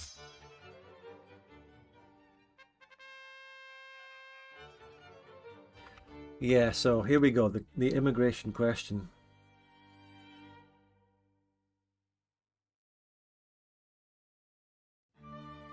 Right, I'm reading that. I don't want to read it all out. So if I go open door, I get plus 30% immigrant attraction for 30 years, 40 years. Better to embrace LARP over kneeling to meta. Well, I was LARPing in a compromise. I was trying to be compromising to the conservatives. We can compromise. Moderate is plus 15, and then that is nothing. I'm going open door on that. I'm getting the mass immigration meta in this game. I guess I'm going meta there. But it's not really meta though, is it? I mean, all of these things are good, but I know that if I do it too much... Okay, oh my god, the native policy as well. Oh, fuck.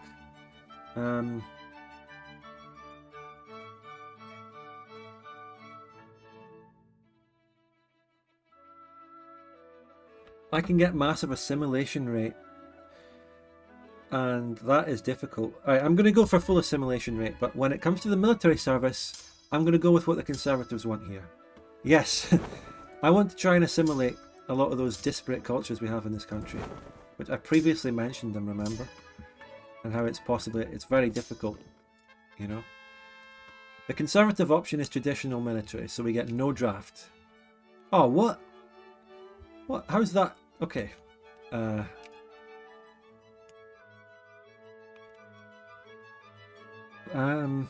No draft. Don't get any mobilization size. But look, infamy minus 0.04, and it gives us immigrant attraction a little bit. So I'm gonna go with it because I said I would, but yeah, we don't need mobilization anyway right now. Really? Okay.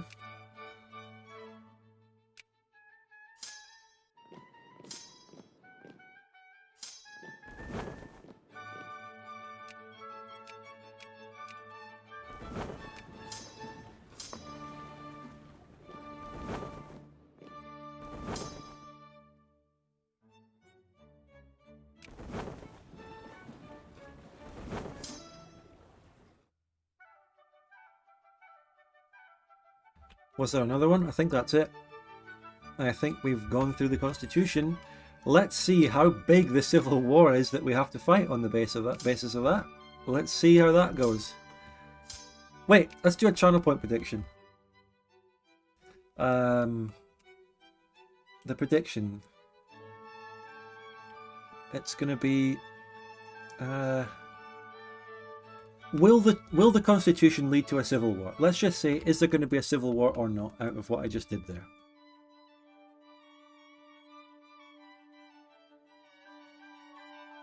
Keep it a very simple question. Will there be a civil war? Now, I'm not asking you now in the chat. I'm asking you to do a channel point prediction. And bet your channel points on what you think will happen.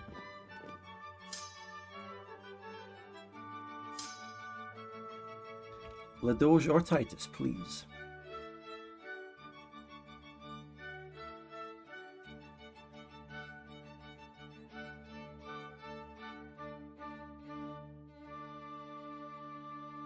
And while I'm waiting for the channel point prediction to get made, I got pinged in my politics channel on Discord. Aye. And I have read that and gone off of it immediately. Because I don't care. So, come on, this is the time I need you the most, mods. Where's the mods?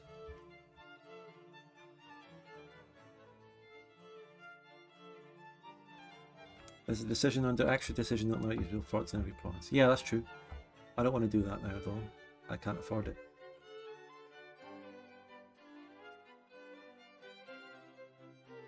Ladoge, Titus, are they really not here? In our darkest hour, we don't get donations. We barely have, you know, viewers, and we have a dead chat. But at least we had Ladoge. Come on, you've got to be here. We need you.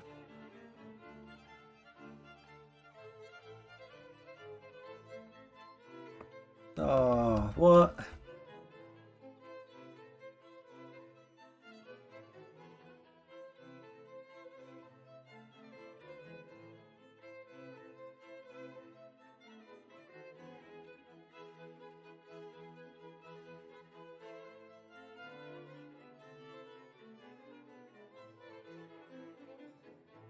I'm so fucking disappointed. I did that channel point prediction myself just now.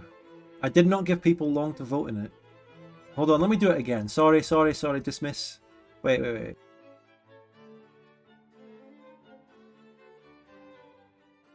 Sorry, I'm going to do it again and give you more time. I'm going to give you more time.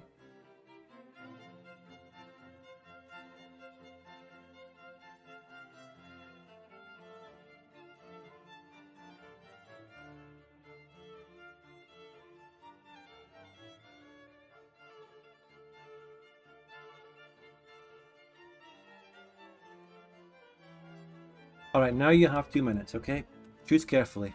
I just went through all those constitution decisions, taking the Liberals here and the Conservatives there and a compromise there. Will that lead to some kind of civil war, which will be any breakaway state? Not just not rebels, but a breakaway state. I am so disappointed that none of the mods are here for that. It's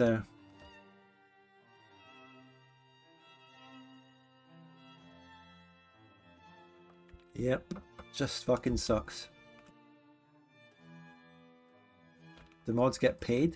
I can barely fucking pay myself. How do you expect me to pay mods?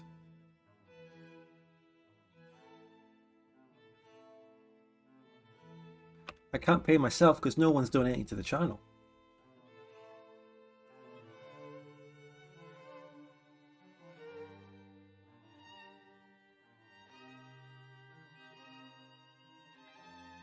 So will we have a civil war? Let's see. The results of the Constitutional Convention are going to come in. And, yeah, I don't know. We'll see. We'll see. We'll see.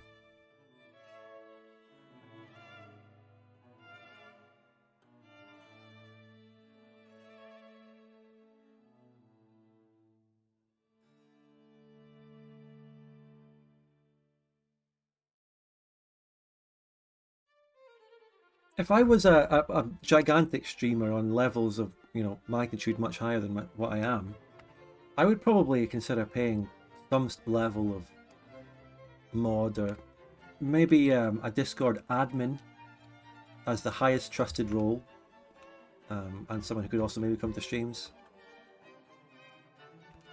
But paying multiple people a lot is no, I don't know. It's just I don't know if anyone does it. Who does that? Does anyone know how this works in other places? Bigger channels that can actually afford it? And then how does it even work? Does this person become an official employee? There's a lot of... Do you have to sign a contract? I mean, it's weird, right?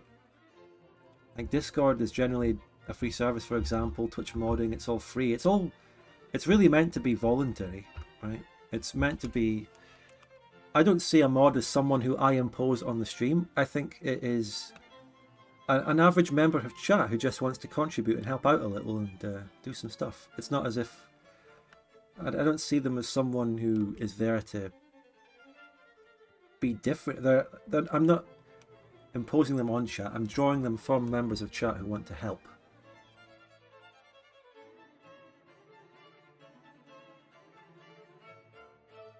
Depends how much quality moderation you want. Well, Twitch modding for me is absolutely fine, right? It's Discord where there's been problems, right? Skill issue. Civil War. Let's go. Thank you so much, Hammerick, for the £5. There we go. We're back. Makes sense. Love you, big man. Oh, cheers. Yeah, Discord is more where there's just complex things going on. For me, at least, Twitch has been absolutely fine. I mean, maybe if the channel was much bigger, I got way more views, we would need more moderation. But the only thing I need mods for on Twitch is channel point predictions. And you'd think with the light amount of stuff mods have to do on these streams, we could have mods who can do it, but I had to do that channel point prediction because my mods, both of them, have fucked off. So there, that happened. Anyway, now that the prediction's done, we can move along here.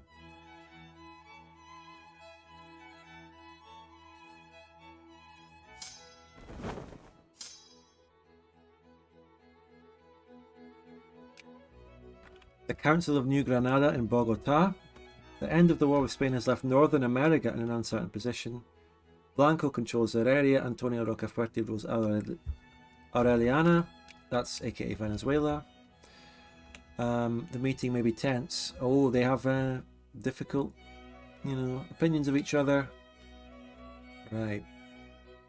In order to grow your sub count and view count, are you considering branching out to other games? Mate, when I branch out to other games, I lose sub count and view count.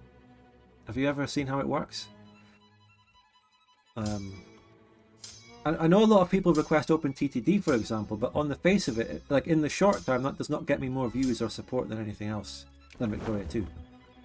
OpenTTD has only come in to show independent growth after I've edited the videos, and it's like a slow burner. So when I stream OpenTTD at any given time, I get like 20 to 30 viewers concurrently at any time, and a few subs now and again. The videos have done well. The videos get like 15k views among my own sub count, but then they actually get their own growth among OpenTTD viewers independently. And that brings more OpenTTD people back to me, who may watch streams in the future. So that the OpenTTD thing is a really slow burning independent growth on the channel outside of Vic 2. And it's the only other game I've ever played that has actually done that for me, if you don't count the old Mountain Blade days. Ever since I became full-time Vic 2, OpenTTD video content is the only thing that has independently grown my channel. And even then, it takes a long time to manifest. So it's really, I'm very happy about it though, don't get me wrong. It's good to see that it's possible that I'm not entirely shoehorned into Vic 2 only, and it's the only way I can ever get growth. Anyway, I mean more popular games, other Paradox games like EU4 or Hoi 4. Well, yeah, you have a point there. I would probably get some different growth and different views if I did my own fully edited content video take on those. The problem is, I don't feel either of those games. I don't want to play them. I don't really enjoy them. I've played them both on stream and stuff, but I've never thought, oh, let's make a video out of it. So no, unless I feel it and actually want to, then I'm not going to do it, because it would be inauthentic and weird. Anyway, so after tense and extensive debate between Liberals and Conservatives, President Vicente and the provincial caudillos have finally arrived at a compromise and drafted a new Colombian constitution. Though highly conservative in some respects, like the army, the final document upholds Vicente's principles of democratic representative federalism. Furthermore, my internet keeps dying. Okay, Le Doge. Yeah, fair enough, mate. I hope your internet gets fixed. You seem like an intelligent guy. Wouldn't it be fun to start those games and do tutorials together with your chat? Well, thanks for saying that I sound like an intelligent guy. Listen, the thing is, I've played Hoi 4 and EU4 on stream. It didn't really go well. The Hoi 4 games are alright. The EU4 games got toxic at times. So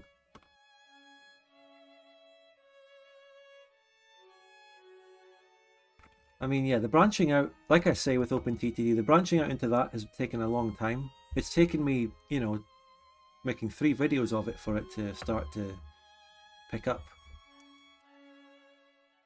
Although, actually, the second video did really well independently. I think I mentioned that previously as well. The second video, and you can see for yourselves, the second OpenTTD video has like 32,000 views. The third one has 30,000. And it's gotten to 30,000 like a couple of months and weeks after they were released. It's slow, but they have reached the level, like the same playing field as my Vic 2 videos in views, but they do not generate anywhere near the ad revenue for some reason. So nothing will beat the great normal Vic 2 content on my channel, but it's interesting to see that OpenTTD has a bit of independent traction. That's what I'm saying. Anyway, so let's see. Will I be able to elevate Colombia to new heights of greatness with the Constitution? We'll see. Oh shit! This is good. So I have to prove it by becoming good. I lose the Caudillos. I get Salvadorian and Lusitanian accepted, which is nice. Those are the other 2 European originated cultures here. The Central Americans and the North Lusitanians. Join the Mexicans. Well, yeah, John, I'll never play the latter thing you mentioned there for reasons, but, you know, I mean, the Victoria 2 stuff is great, and then we have OpenVic to look forward to. And also, not to mention, there's also new upcoming games coming up. Gilded Destiny, Espiocracy, you know, all our other upcoming alternative grand projects to Paradox, so. Rather than talking about branching out to EU4 and Hoi 4, which already have a very saturated market of great content creators, I think looking forward to the new future things that are upcoming, like Gilded Destiny and stuff, is very exciting. And of course we have OpenVic going along, which will be great in the long run. But it does take time. And yeah, it's better to look forward to those new projects than to think about, oh fucking EU4 and Hoi 4, which I don't really enjoy. Anyway, we shall not disappoint the people. We get a few nice reforms. We become a republic. Yeah, that's just great. We get land of opportunity. We get a new national focus. This is exciting stuff. And by the way, let's see, are any of the people assimilating? I'm getting immigration that's assimilating. Nawa people are assimilating. That's very good, because those are natives. We're assimilating native people. Don't take that out of context, but in the context of the game, that's absolutely great. We want that. OpenVic needs a high energy announcement video with the CEO standing in the dark. What, me? I wonder, I don't know at what point we can tell whether the Constitution caused a civil war, but it seems positive so far. Land of opportunity for 20 years. I'm just going to take that early. I'm just going to take that early and pop it off and get the benefits now. Morelia. Oh, I've heard that plenty of times about Gilded Destiny, and I get it. The map of Gilded Destiny puts a lot of people off. The Battle of Bogota. So these little countries down here, Heredia just puppeted Aureliana. Why can't these people just come to me? Oh, Quito is... Okay, there's a chain of puppets here. No. No, there isn't. They're both puppets of Quito. That's what happened.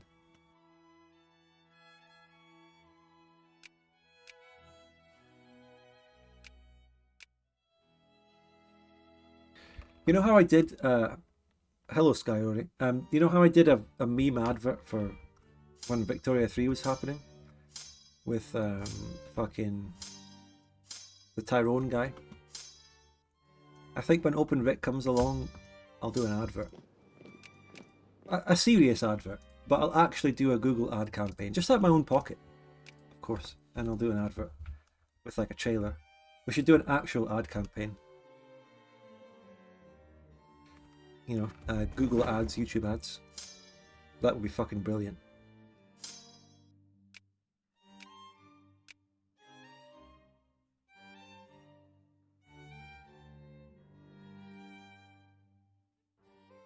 But again, that's in the long run, you know, it takes time to get it right. As a certain other project shows us, we should take our time and get it right, rather than rushing out crap. Fly a blimp over New York City advertising OpenVic. Did OpenVic 2 fix legal stuff with Paradox? Yeah, the project is called OpenVic. This happened in June 2023, but the name was changed to OpenVic without the 2, which is just a little request that Paradox had. Other than that, absolutely fine with our project existing as it is. And just changing our name a little bit is a reasonable request that we had no reason to even consider not accepting. It was fine. Oh, plurality, very good. Oh, Spain has already got a revolution. That's what happened, by the way. Remember in my Spain campaign I was wondering if we would have a civil war? Oh, this isn't a civil war, it's just a revolution, but because I won in America as Spain, that actually meant that I wouldn't get a civil war.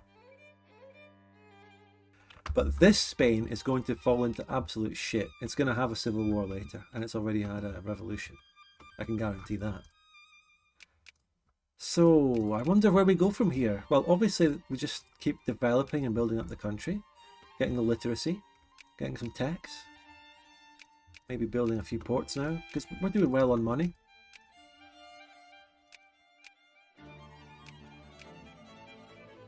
Why not build some ports? Just why not?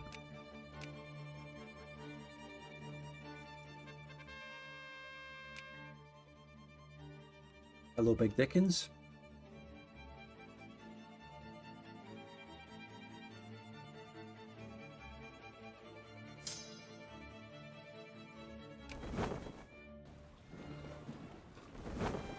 We have some respite. I think I don't know. Let's go to 1843, and if there's no civil war by 1843, I'm going to call the channel point prediction, because I think we're getting to the point where it's fair to say that the constitution that we chose did not cause any immediate civil war. I don't think it did. I think we got the concluding event to that, and nothing happened. Push land reforms. There's a lot of there's a lot of decisions. The Colombian Civil Code of 1842. We're a bit late for that now. We've got decisions. Let's look at them. How would you go about ensuring maximum assimilation to Mexican culture as Gran Colombia? Doing what I did. Take the native policy, civilizing mission, and the thing in the constitution that I think you missed. Any expansion plans? Not really. No. I don't see any point in expanding into Plantagenet or King Shu at this point. They're just gonna, I don't know, rebel against me.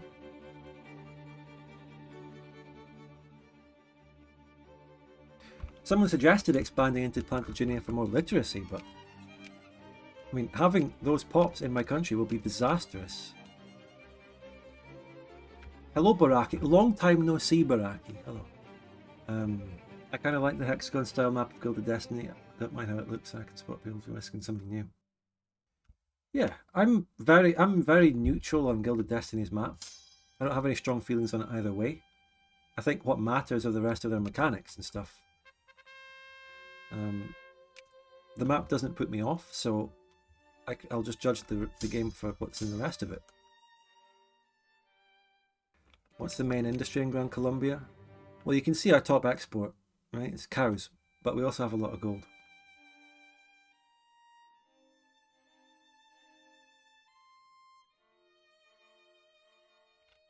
So, obviously I want to unite the South Americans, but I think we have to wait for further decisions.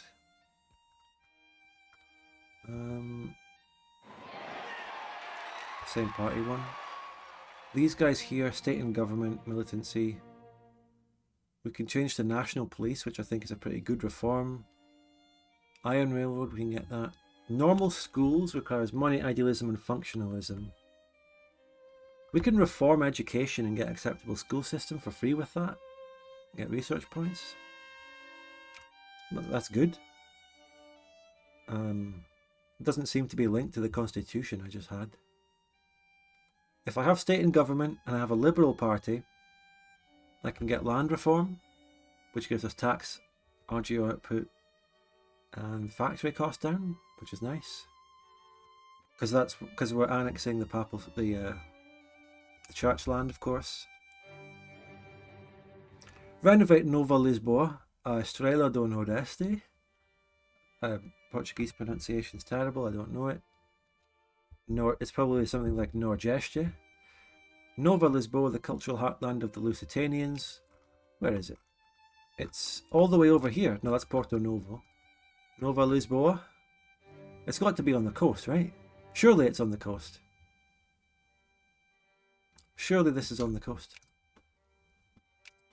Ah, it's Nova Lisboa da Arcadia. Yeah.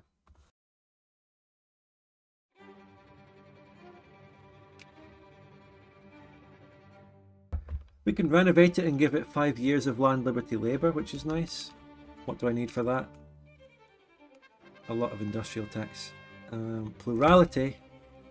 The Colombian Civil Code. Wait, oh, that's cool. This is... Right, that's a pretty cool decision because the year changes based on what year it is. I like that. So, this requires nationalism and imperialism and some kind of flag called Reforma. And that gives us tax and admin efficiency. Unify with New Granada, again, that requires the canal built apparently, and like loads of shit in the future. That's probably very later down the line. Maybe independent events will happen for us to get that, to take the territory before. I've been called in by Quito against Tawantinsuyu. Now what the fuck would I do here? What should I do here?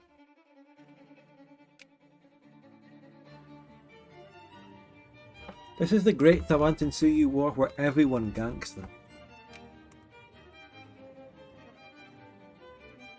It's the Great American War, as well as them trying to conquest Quito.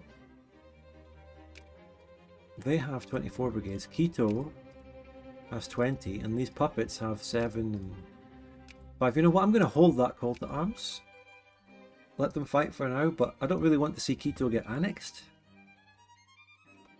You'll get almost 1.5 million accepted pop by 10 years for happened to Colombia. I don't know what you mean.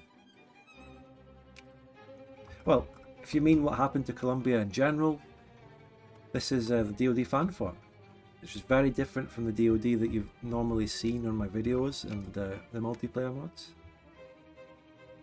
Best to have a spot at the peace conference. Oh, I won't get anything out of it. We are getting a lot of immigration. We are getting a lot. That policy is going really well. Yeah, we're getting massive pop growth. I noticed it on the Galapagos Islands, which used to just have 69 pops. But it's also been joined by Albians, Litvins, and North Russians. Oh, I don't want to be on that island. That is going to be a very difficult place to live. There's going to be so many fights. Who are the Litvins again? Is that just another word for Latvians? No. Litvins are different. Who the fuck are they? Where are the Litvins? Oh, it's the Belarusians. It's yeah, it's them. Okay. The Galapagos are a tinderbox. Yeah.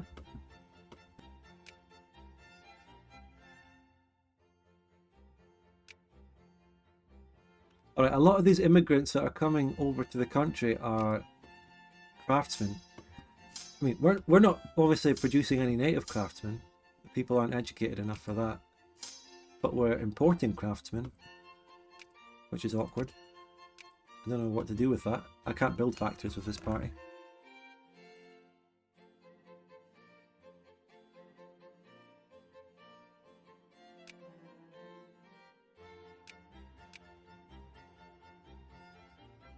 No one's fearing me. So it would probably be best to just accept to become a great power and sphere other countries for any resources I need. You're pushing to 2% or 4% clergy? 4%. Very low literacy countries like this, you've got to get 4% literacy in your most high population states.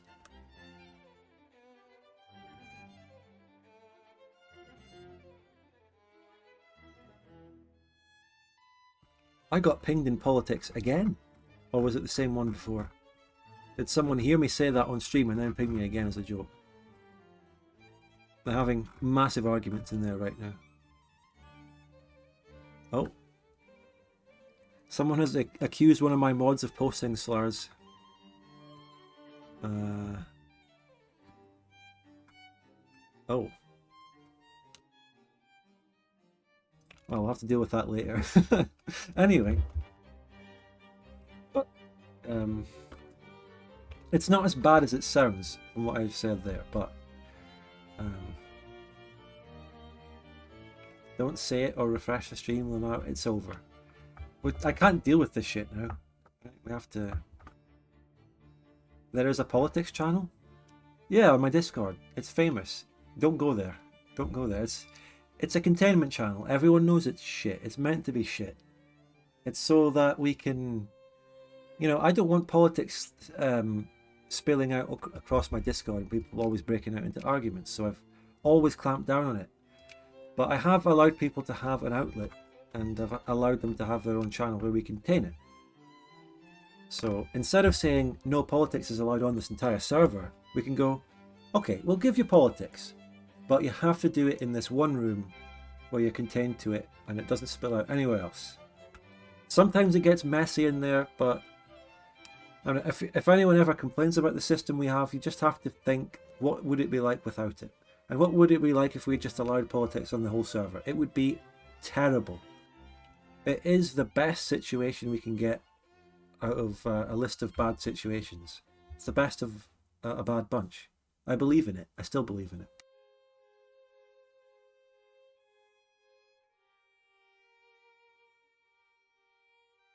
I'm a Hoi plebeian, so I'm surprised that Vic2 servers also need politics chats. Look, at the end of the day, it's not just Hoi servers or Vic servers. Any group of human beings put together in any place will eventually start talking about politics, and then they might disagree. It's not a Vic or a Hoi community thing, it's a human thing. And it's not necessarily everyone would do it, but after you reach a certain amount of people in a place. So if you have a really small Discord, like Spudcord used to be before my Vic2 content blew up. If you have a really small place, you can just trust people. It's small, tightly knit, people don't need it. But when you start getting loads of members and you get into the hundreds and then the thousands, you need to... It changes. You need to start moderating and you need to get different channels for things and contain things. It's just the way it is. It's a difference in size of communities. I saw the change happen before my own two eyes on Spudcord, from going from small to big. And it's had rough patches, it's had its ups and downs, but look at it, it's still standing, it's still there, still strong. Membership is always growing. it is what it is. It's an institution. It's survived all this time. There was never any threat of it being taken down or any of that nonsense. It's fine, it survives. Necrophilius gifted a tier 1 sub to TGI_Bride. Thank you so much, Necrophilius, for the 5 gifted. At very minimum, Necrophilius gifted a tier 1 sub to Spicy Fiction. Yeah, the historical nature, roughly, of the theme of where we're at. Necrophilius gifted a tier 1 sub to Homie Dinox 12. History, and then it spreads into political stuff. Necrophilius gifted a tier 1 sub to Fallen Viking 17.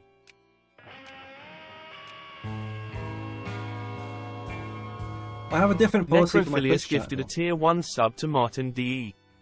My Twitch chat technically says no politics is allowed at all, but because it's quite small and tightly knit and easy to monitor, I'm happy to allow people to discuss it if they want, and they have done. Respectfully. If I see the Arcadian War's happening, if I see a political discussion happen in the chat, I don't really care, unless it gets out of hand and toxic.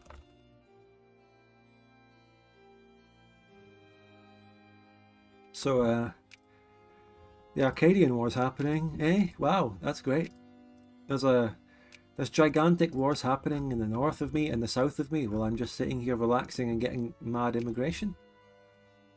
And at least in the early game, I think that's really what I should do. It's the best option.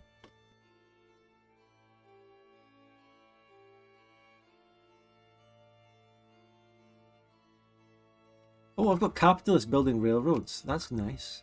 Wait, no, is someone investing railroads in me? I think the Belgian Confederacy built me some railroads, guys, and they are trying to sphere me a little bit. That's cute. That's cute. Who do we want to win this?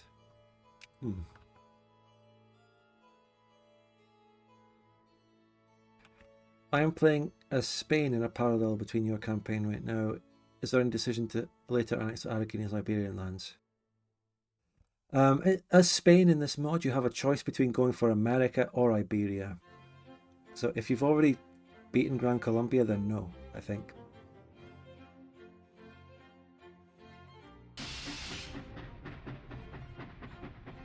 That's as far as I know.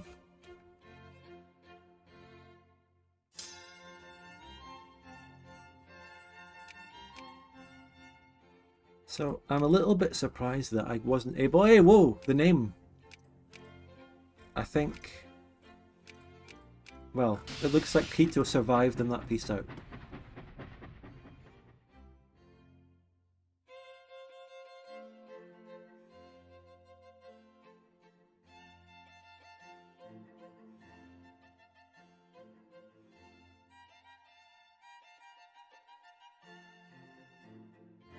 Quito puppeted the others. But yeah, they already had them puppeted, but now the name has actually changed to reflect that. It wasn't Quito over all of them before, now it is.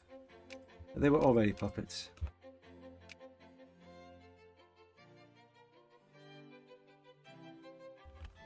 It feels like I should have gotten that stuff down there because I marched across the Darien Gap, or sort of, and I started liberating it. I took the fight to the Spanish colonies there. It was my forces that liberated them, but they just randomly became independent and then they got their own victory. I didn't even get any kind of victory screen when I won the war against Spain. It just said, oh, Heredia is independent thanks to the efforts of fucking some random Hererian prick. I didn't get any credit for it. I wonder if that was meant to happen, and I wonder if Danuke will come along and say something. I don't know. Quito lost a bit of land in that war? They lost land? I didn't even notice that they lost land. We don't have any lost cores. I think it was a white piece. Should you farm militancy and consciousness? Yeah. It would be meta to get more militancy and consciousness to get reforms and stuff. Yeah, it would actually. Yeah. If the Belgian Confederacy beats Plantagenet, maybe we could go in there. Maybe. Maybe. Is Quito native or Spanish dominated? Spanish. Hispano-Andean. They accept one native culture called Chimu. But Hispano-Andean are the European descended pops there. The event said region of her area, not a country. That's true. I misread it and thought it was a person.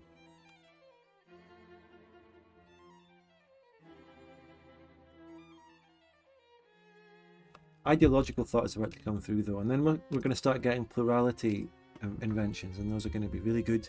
We're going to actually start to get some research points, and then that will allow us to get idealism next, which will give us more research points. Just all I want is culture tech. All I want is that for now.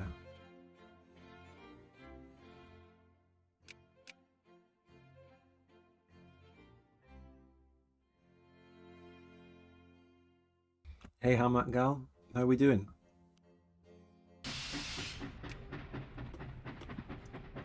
Dual monarchy falling apart.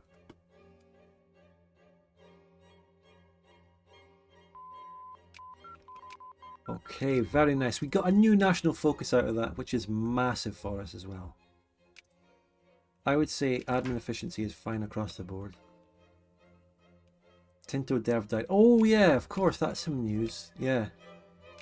Paradox Tinto, the development studio which has been churning out EU4 DLC for years, is working on a new game that will probably be EU5. But I have heard someone argue that it will be a new franchise. So can we be 100% sure? Maybe me and PyTrucker need to reconvene the discussion streams next week to talk about this. And give updates on Gilded Destiny and anything else. Millennia, I guess, coming out, I don't know. But talking about them without playing. The post was posted at 14:53. Oh, come on, yeah, it's obvious. It's obvious.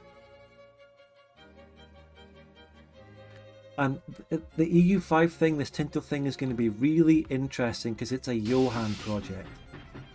None of this Martin bullshit, none of these new people, these weird new community managers. This is Johan putting out dev diaries. This is our old guy. The guy who made all the guy who made Victoria 2. The guy who made all the things we know and love. But the guy who has made a few more mistakes recently with some EU4 DLC, with Imperator. He's made a few mistakes lately, but he's the old guy.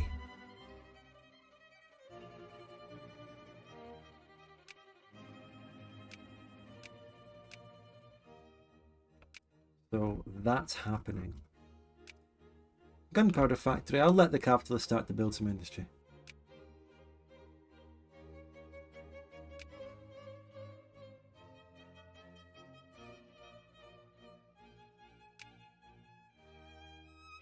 The old guard. Yeah, another old guard is Dan Lind, who made Hoi 4, and he's still on Hoi 4.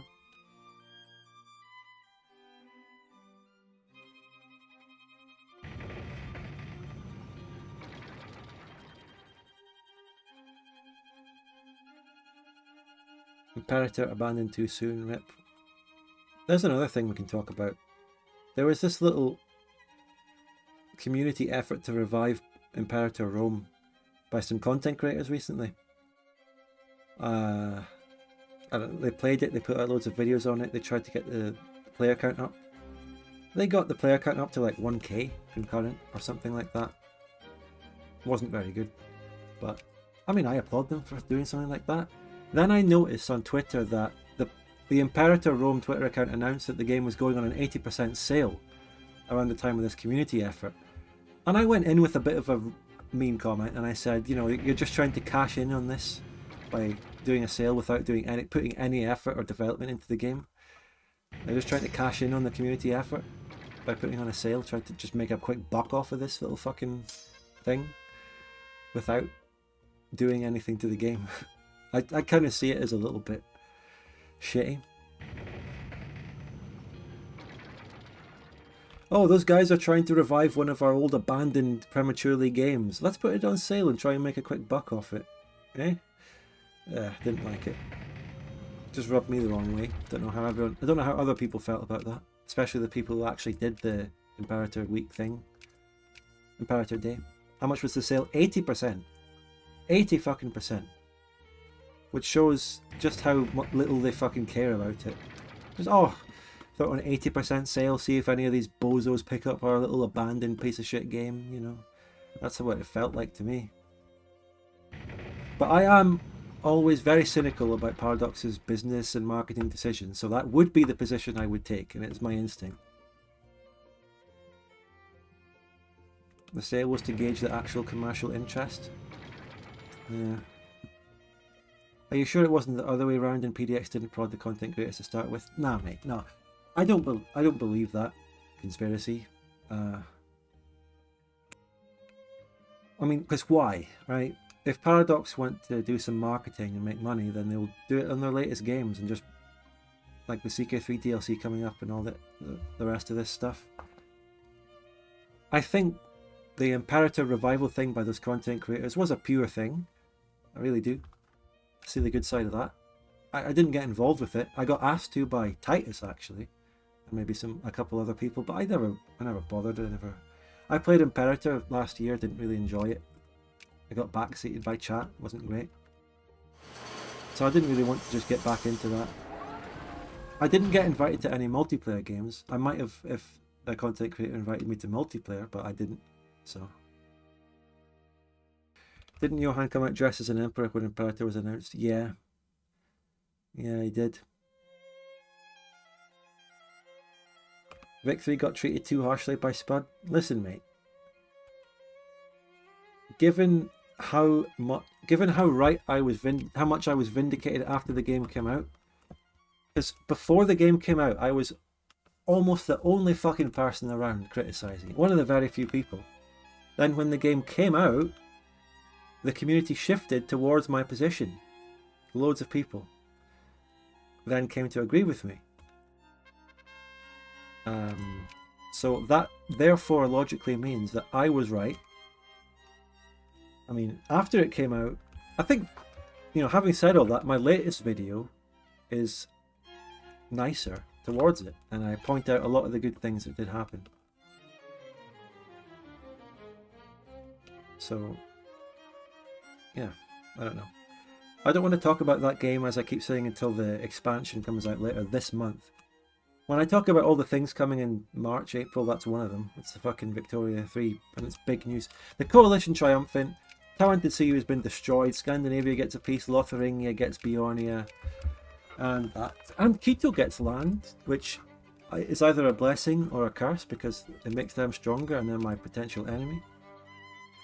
Vic 3 DLC was postponed. Can you elaborate and tell me when and what happened to it? Vic 3 was praised into the heavens beyond its worth by ignorant people, and only now are beginning to question its state. Yeah. Oh, the Vic 3 subreddit has been much more critical. Oh no! Whoa! Oh, I'm not joining that against Essequibo. Oh my god, this is a problem. 1.6 coming next week. Ah, yeah, 1.6 is just a pretty normal patch with a few changes. It's nothing worth really talking about. It's but yeah, the Vic 3 Reddit turned very quickly actually. Criticism started to seep through almost on like day 1 and 2. As the problems and the bugs, they couldn't ignore it. They couldn't hide it. And then, you know, over the couple of years since, or the year and a half since, it's been pretty mixed. Obviously, loads of people still love it and praise it on there, but I would say it's pretty balanced. It's sometimes, you know, massive bug complaints get through, huge criticism. Some people even really shit on the game in their own subreddit. Anyway, enough about the Vic 3 stuff. Enough about that. This is a problem.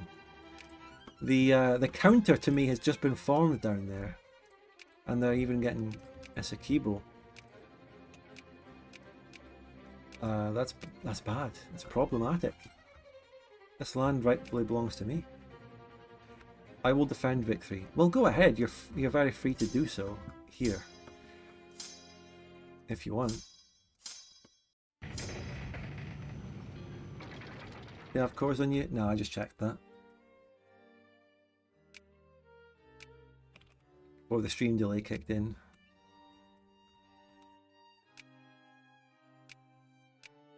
I have a lot of unemployed craftsmen, guys. I don't know. It's not good. Maybe I should take one of my encouragements and put it onto capitalists in the capital.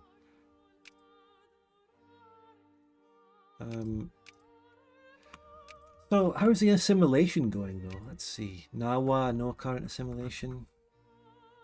Not much actually. Sephardic immigration assimilating. Artisans. I've got 4 Jewish artisans producing artillery for me.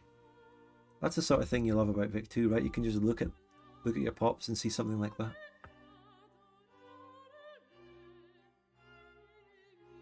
I have really big hopes for new GSG now because Seek of the Elastic Tramps in future one's doing good. Sure, yeah. Just because there are people who enjoy Vic 3 does not mean it's good. Those are 2 separate matters. Sure.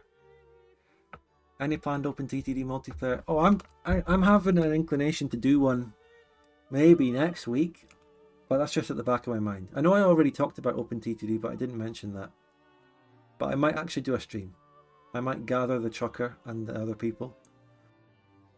Unit stacks are not out of discussion for Vic 3. Some devs want it. How do you know some devs want it, and what is your basis for that statement? I say let's move on from the Vic 3 stuff, but now when that topic comes up, the chat wants to talk.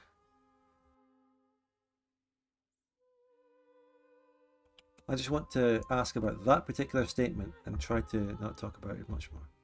I am legally not allowed to elaborate on why I know it. Okay. Oh, wait a minute. Carla, wait, hold on a minute. Carla, you're the Victoria 3 DoD guy, aren't you?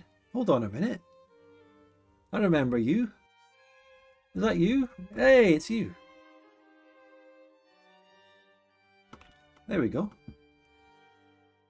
Well, now that I know who you are, I can say maybe you actually do have some insider knowledge, because you were... If you developed Victoria 3 DoD, you must have been part of the early Victoria 3 modding program, because it came out on day 1 and I played it. New nation in the south. Another new nation? Or are you just pointing out New Granada that I already know about? How big is the stream delay? Are people only just seeing the New Granada formation now? Oh. Greenlandic Revolution. And by the way, for those who don't know, the Victoria 3 Divergences of Darkness, it's not actually called Divergences of Darkness, it's just Divergences. Oh, you took charge of the mod recently, maybe 3 to 4 months ago. Ah, right. Well, the mod originally was developed in the early modding program before the game came out, which allowed it to be released on day 1. But yeah, Divergences in Vic 3 is taking a lot of lore from the Fan Fork right here. Apparently they are adding their own stuff as well, as Kala has told me. So they're incorporating a lot of DoD Fan Fork stuff, which is nice. Lime Granada. Yeah, what do we think of this colour? Lime Granada. Lime is the colour of Illyria. Illyria there. It's also the colour a little bit of the Mughal Empire. It's quite a bit, maybe a little bit different. We work closely with the guys from Fan Fork. Yeah. Oh shit. Oh, German immigration. Oh. That's right, because this island is fucking Albion. Well, 12% Albion. Very diverse island over here. Hopefully they start to assimilate to the 15%. Trying to learn RGB colours 101. If you saw my PC build, you'll know what I think of RGB colours. Hold on, let me show you. Have I got the picture of my PC? Yeah. This is what I think of RGB. This is my PC. By the way, when I posted this, did anyone actually notice? Did anyone actually notice? Did anyone actually notice that? I don't think anyone even commented on it when I posted that on Patreon or in my video where I posted it. Did anyone even notice this? You saw it, okay. Which CPU are you running? Fuck. If I forget it, hold on. Forgot exactly what it is. I've got the post here.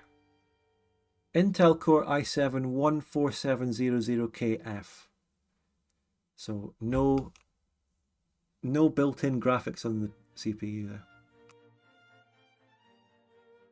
The picture looks like it was made in the 1900s, black and white. Yeah, I mean, I built the PC in January. This is old news, but why not show it off again a little bit? That's a 4070. Why did I have to turn around and look at the box? Air cooler, yeah. Noctua Shadow Max thingy.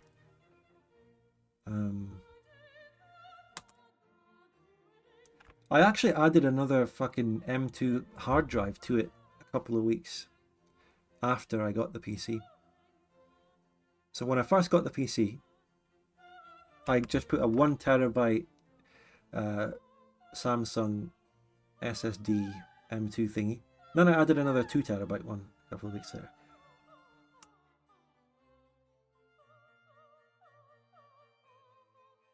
Yeah. I don't like the RGB stuff. I don't see the point of it. It's just... I don't get it, really. I just don't get it. So I didn't get it. Alright, we got a couple of rebels though, which is concerning. I'll put the 3 attack on and deal with them. I've got 2 3 attacks. So German immigration is happening and they're called savages. It's nice that you've earned enough to be able to reinvest in the hardware you use. Absolutely. RGB is only useful on a keyboard. I have an RGB keyboard because it's actually almost impossible to find a keyboard without that. But with the keyboard, I just turn it off or put it to a neutral solo color. So it doesn't bother me there at all. But I feel like if you got it for a PC, the whole point of it is to have it on and have it flashy. But why? I feel like it's just for streamers who want to have it visible on their face cam. And people are like, oh my god, the colours. You've got to have an RGB PC. You've got to have a gaming chair that looks like a race car. You've got to fucking eat these energy drinks and stuff. Plurality. You know, proper gamer.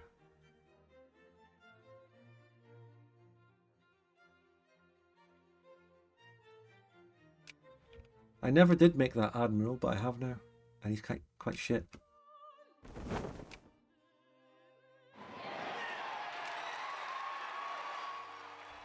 So I'm not getting any capitalists from the encouragement, and I think that's possibly because I don't have the level of literacy required for people to promote to it at this point.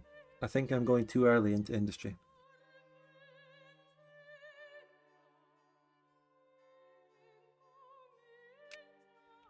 The reason I have so much unemployment is because I'm importing craftsmen from Europe. Look, all of these people.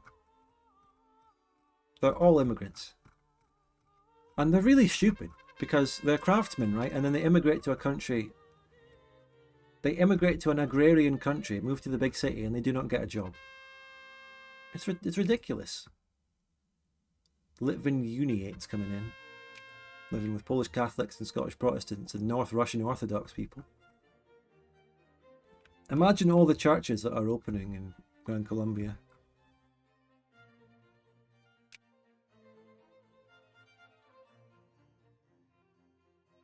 So the craftsmen are assimilating, but I mean, what are they assimilating to?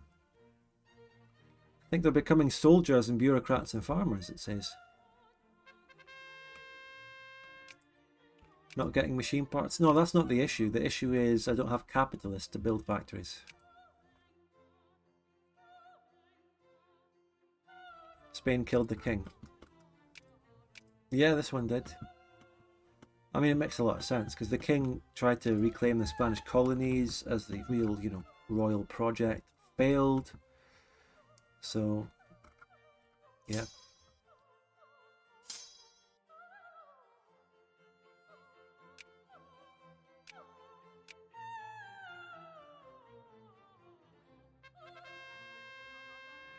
Not to get political or anything,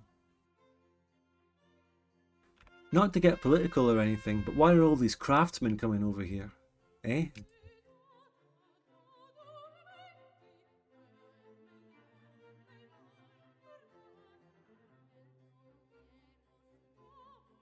But hey, look, maybe some of the Victoria 3 devs do agree with me after all, eh? But my point, my criticism of Vic 3 has never been about individual devs. It's been about the wider vision, which has been led by the top, you know, Martin. I've always critiqued that. Doesn't really matter what individual devs think or do. They are getting told what to do from above. The Rhineland Revolt. Seems to always happen. And yeah, Plantagenet is losing. They pretty much always lose, although Vinland's coming in the north, interestingly. Yeah, I have low literacy and no machine parts. But I also get all the goods I need from the world market and I'm fine and, you know, we're thriving. Are all my people getting their needs? Yeah, look, fine. Can I supply my army? Mostly. Yeah, it's fine. Right, after I get idealism, the research points will come flying in. I might even take a wee cheeky break from culture tech and get industry, get some medicine in there, but I'm actually going to just press right ahead to functionalism, actually.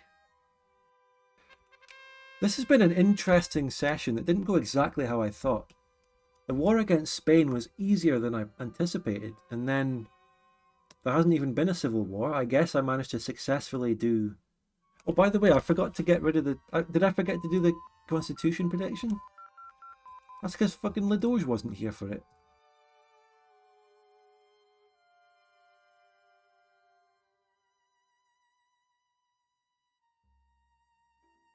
No civil war happened, and that 75% of the channel points were voted on that. So, again, no big surprises. Personally, I actually thought it was quite likely that a civil war would happen, based on what I've heard about this country. But none of the things I've heard about this country, in terms of the characters or the civil wars and the breakaway states, have happened yet. I'm wondering what's going on. There hasn't really been much in the way of event chains after beating the civil war against Spain as well. Nothing much has happened. But I really don't mind a period of like 10 years of comfortably building up the country and getting the literacy and the techs up. How can I complain? I'm fine with that. So yeah, congrats on your canned food now. Belated, but you got it. Hello, Arctic Catfish. Hello.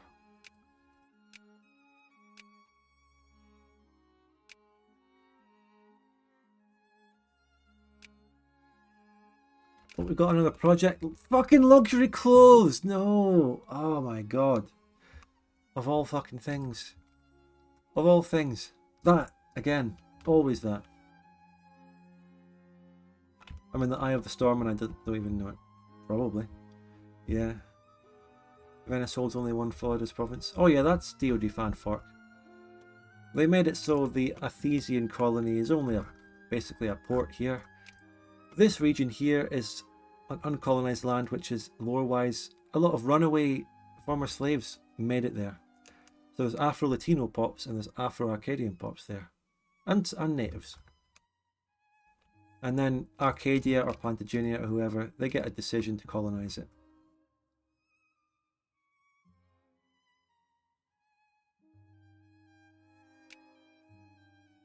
We're going to be a great power pretty soon, I think. And the immigration is coming in nicely. We could be getting more if I get some reforms. My militancy's actually gone up a bit. Reforms are possible. If I hold an election and piss people off a little bit, somehow. This is unwise. Give me consciousness. I've noticed this mod loves to give you luxury clothes factories every state. Yeah, I don't know to what extent it's the mod or the AI in the game just being the AI. The capitalist AI is known to do this shit anyway. And I don't think any mod has ever been able to fix that. So I wouldn't blame the mod unless we can prove it. Does New Granada just not get immigrants? They're a presidential dictatorship. That's their mistake. And that's how I'm going to beat them. Violent elections? Perfect. Right, here we go. Perfect. Reform time. Getting rid of slavery would be... I think, yeah, getting rid of slavery is great. Fucking hell, like 21% of my population are. That's terrible. Abolishing that, straight up, it might not give much immigration attraction, but... Is Warband dead? I miss you play that. Warband might be a little bit dead, but it's been replaced by Bannerlord and Persistent Empires, so... which I played a bit of. But we'll talk about that another time. Yeah, got to abolish slavery, because I can maybe get Afro-Latino accepted. First I need to do that, then I need my average militancy to be up, and then I need 40% liberal and all that. But the first step is to abolish it. Boom.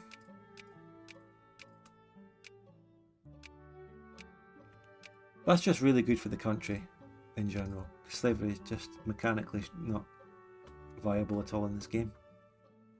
And it's also not morally viable, by the way. I should also point that out. There's no benefits to it in the game.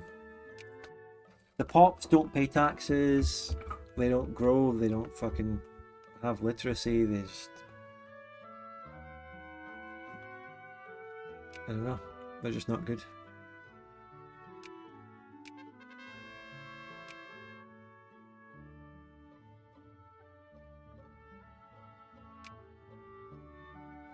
So I've managed to increase my literacy by a few good points so far.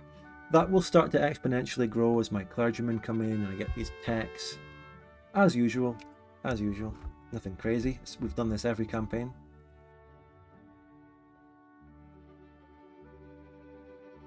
Baraki says slaves are garbage.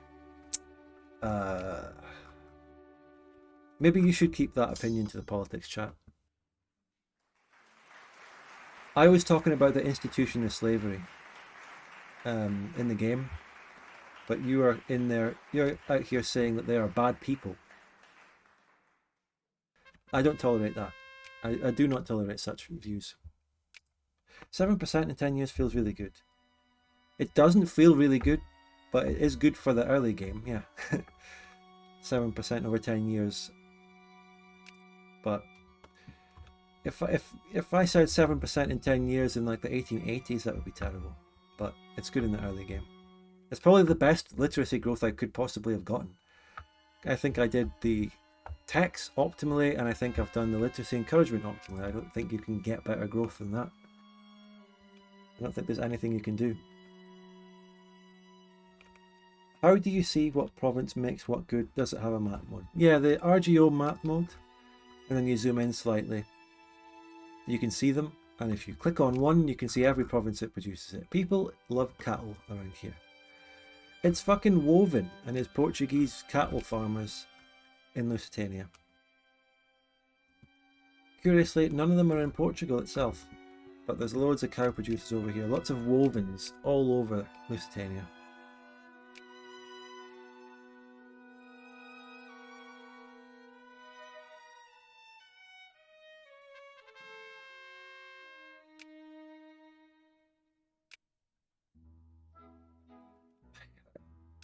You know what, I'll let them build the luxury clothes factory, just because unemployment is bad for further immigration. And hopefully the capitalists I do have can move on to the next project. The drought of 1848, oh, not good.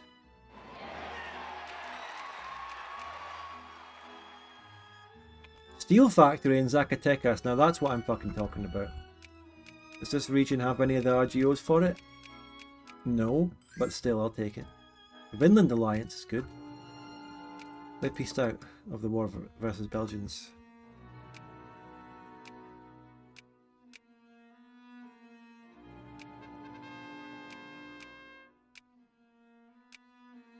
You know, 80% of Victoria 2 players give up on capitalists before they build a steel factory.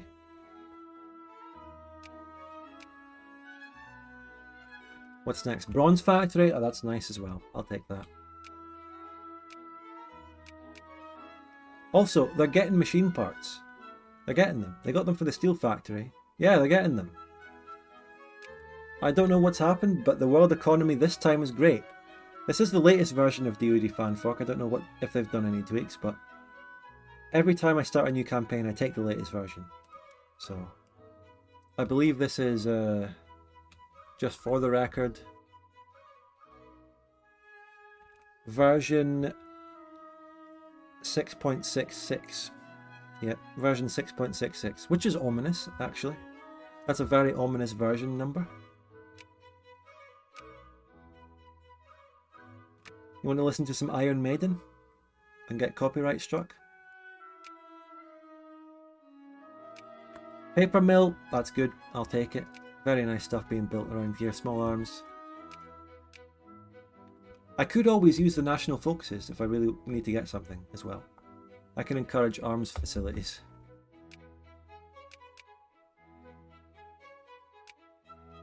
Build ammunition factory. They're building the wide variety of stuff. They're building the entire supply chain one by one. That's brilliant. They're building each one in different states. Oh, there's the horses. Are they building it optimally? Does Guatemala have grain? No, but I'll take it anyway.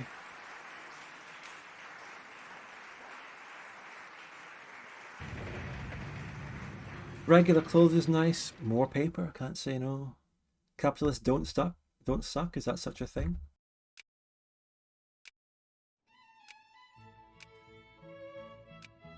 I don't know the status of modding capitalists in Vic2. I don't know if it's possible to change their behaviour. I don't know. I don't know. Abdication. Okay.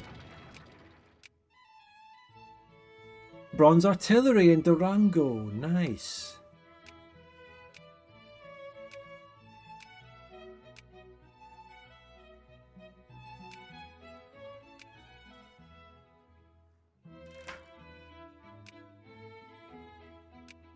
Fertilizer and fabric. Necessary, but necessary evils, I guess. Governments should really be able to offer incentives to capitalists in order to encourage certain kinds of factories. You can use the national focuses to encourage certain kinds of factories. That is quite literally what you're saying, almost. And then you can lower... You can say to your capitalists, right, I encourage you to build arms in Zacatecas. I might lower your taxes a little bit, eh? In fact, I'll lower them all the way. I should have done that. That's the meta.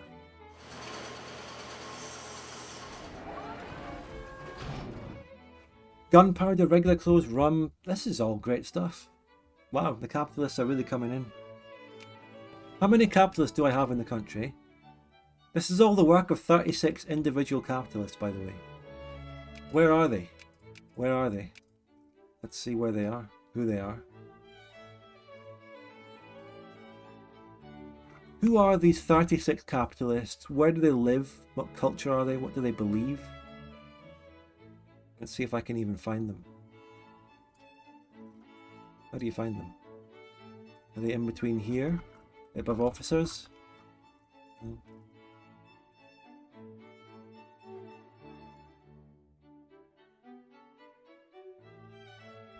Look there, farmers. A lot of them are promoting to clergymen. Nice. Let me skip below farmers. We're going to find the capitalists. Craftsmen. Are they here? Clerks. Clergymen. Is it? It's in alphabetical order, isn't it? Right? It's in alphabetical order, so... Come on. Bureaucrats. Wait, if it is in alphabetical order, then where are the capitalists? Wait a minute, what? Are they here? Artisans. Wait a minute, where are they? Did I miss them? Did I miss those boys? Aristocrat. Artisan. You can hear me using the mouse wheel. Didn't you deselect them? Oh, fucking hell. Yeah, I clicked on them. Yeah. Thank you, Holy Grazer. Someone's paying attention. Wow. Are they above bureaucrats? Yes, here we go. They're native people. They are, well, I say that, but no, they're not native people. I mean accepted people. So we've got 2 Mexican capitalists from Veracruz, 2 Salvadorian capitalists from Guatemala, 11 Mexican capitalists from Querétaro, and 17 Mexican capitalists from the capital itself, and 4 Lusitanian Portuguese speakers from Chihuahua. Well, there you go. That's all you need to know about them. Their literacy is not very good. They are all Catholic. They are all getting their needs. They're quite conservative. They believe in free trade.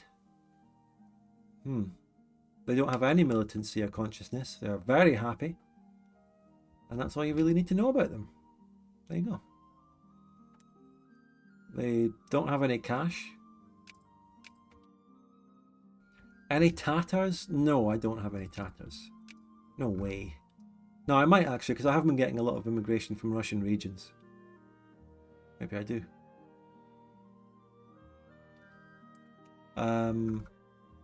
Tarascan? No, I don't have any Tatars. I've got Russians. 2 capitalists with a literacy of 24%. That means that both of them can read 12% of the words.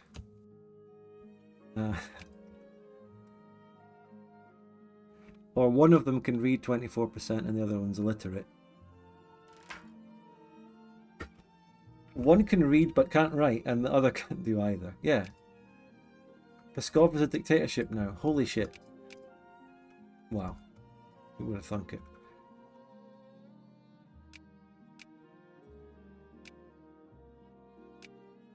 They don't know how to spell this letter. I don't know this letter.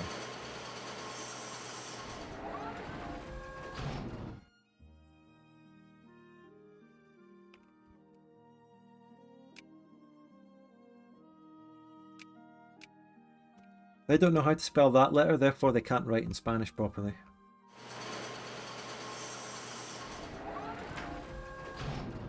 More gold, nice.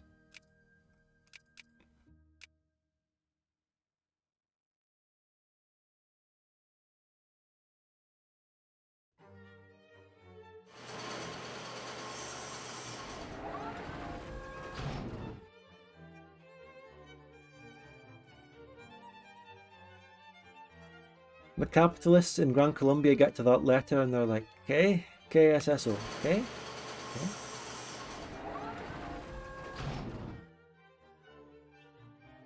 Spell this.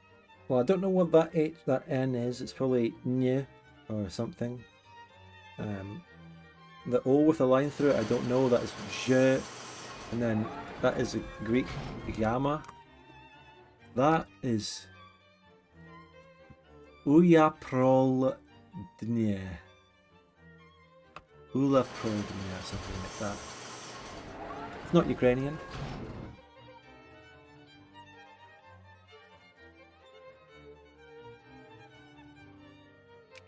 Oh, I'm actually starting to get some soldiers now.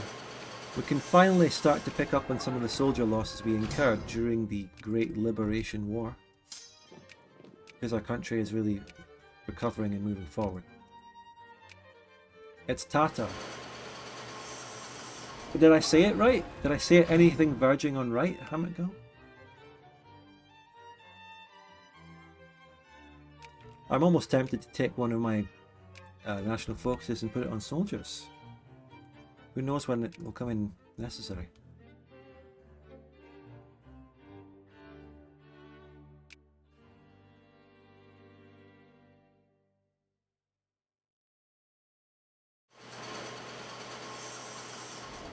I mean, I'm looking at those two letters, Hamat Gal. What looks like an H in Cyrillic and that other thing there in Cyrillic is N and Je respectively. But I'm just guessing if it's got a little diacritic on the bottom right, maybe it makes it pronounce like, I don't know the linguistic term, back of the mouth Y, so N and Je. That's all I'm guessing. Sort of like a soft consonant in Russian. But not quite like that. That was just my guess.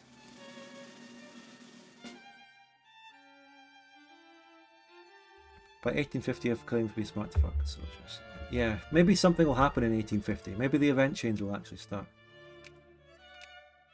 Okay, well, see you later, Hamakgal. Always a pleasure. Have some good classes, mate.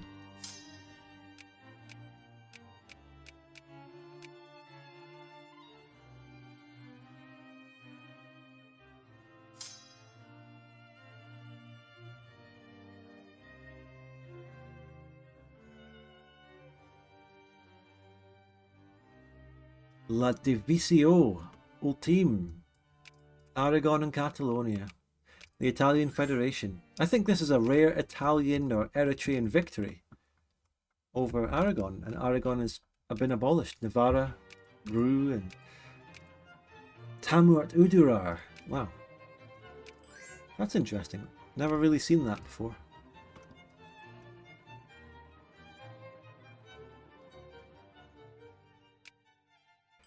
I think it's a... Oh shit! Oh, it's Umasarita. It's the fucking Cowboy King. Hold on a minute. I got... Umasarita allied me. And they're calling me in. Oh, I'm joining them. I'm helping them. I just joined the Vinlandic War by accident. Fuck, well, forget that. We are helping Umasarita. Yes. Cowboy King Alliance. Just like when I played Spain. Two nations, same policy. Why not? Kill the Frenchies? I'm helping the Anglois against the Burgundians, sort of.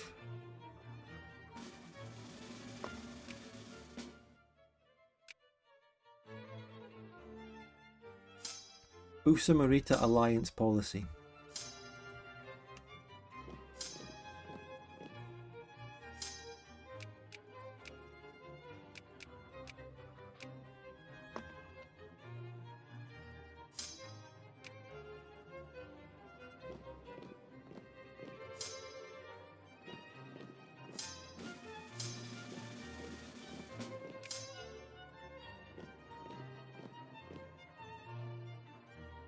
Whenever the Cowboy King rides, we ride with him.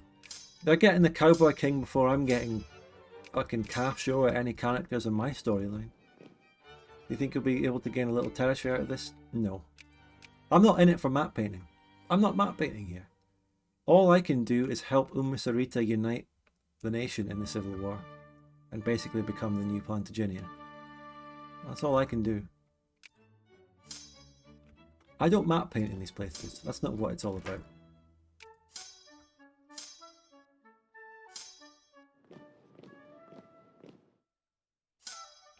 Anyone who's watched these knows that very well.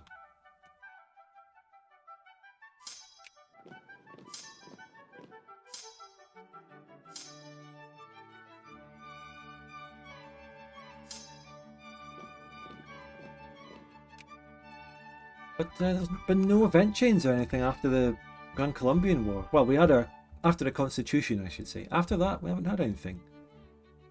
And as they say, no news is good news. We didn't fuck up the Constitution. We managed to actually pull that off. I made the compromises where I wanted to, and I took the good things like the immigration boost and the assimilation. So, I guess I did that well.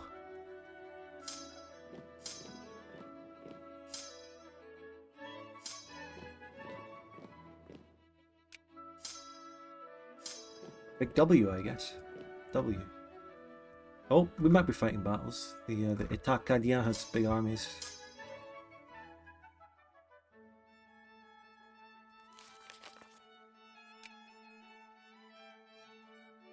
Exactly, Natsteak. The LARPing is what this is all about.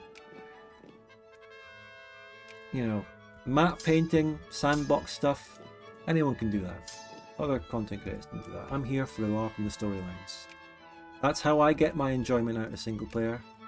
That's why I play DoD Fan Fork. Look at the Cowboy King winning a fucking battle. But he will lose that with the reinforcements. Oh no, he got away. He got away. Genius Cowboy King. Fucking hell. How could I doubt him? Legend.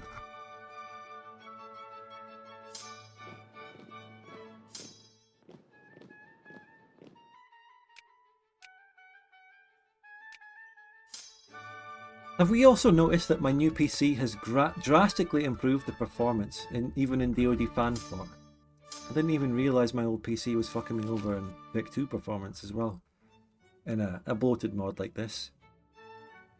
If you compare playthroughs, right, if you go back to my pre-new PC playthroughs, look at a campaign roughly in 1850, and just look at the difference on speed 3, I'm sure you'll notice it. It just runs better, smooth. And it's kind of surprising as well. Your mic improved a bit. Well, I've been toggling the settings of my microphone a little bit as well, but I haven't really changed that very much. Are you really saying? Well, the motherboard is better, I guess, yeah. But yeah, maybe the motherboard. Oh, I'm a great power.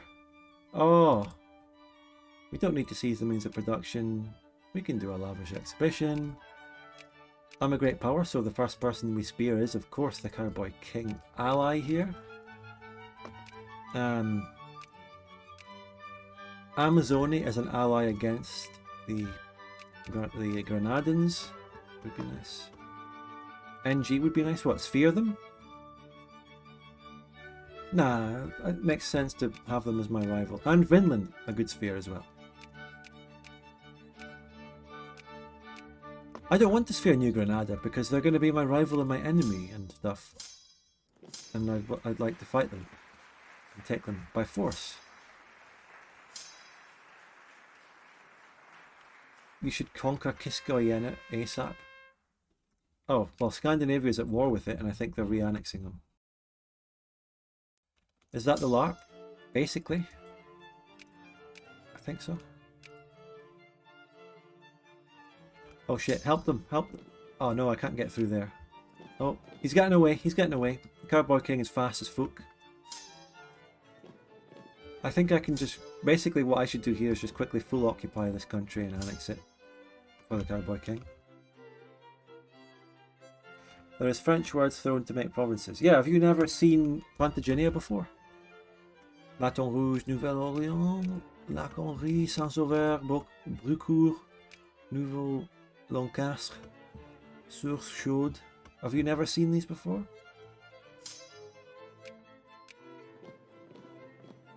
Tu ne les as vus avant? Yeah, Baton Rouge is real. They kept one as a real one. Mobile is real. Tallahassee is real. St. Augustine is real. Source Chaude is like saying spa, yeah. Well, there's a place called Spa in Belgium, but it's not called Source Chaude. It is just called Spa. Where is it? There it is. It's just called Spa.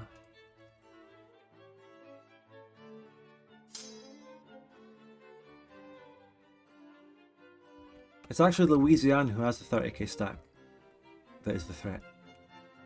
That's the other Civil War nation of Arcadia, of Plantagenet that we need to take down. Oh, the Louisiana is fighting the Itacadien army. Let them fight. Let them fight. Functionalism. And it's 1850. So we can go either biologism or state and gov. And I think we go fucking biologism maxing. Develop the normal schools. Acceptable school system and research points. Beautiful. Yes, literacy maxing. I can do this so many times, right? Every Vic 2 playthrough, if you start with low literacy, you do the same things, but it's so satisfying every time. To get the text, to get the reforms, to get the various decisions that help increase the literacy. Every time.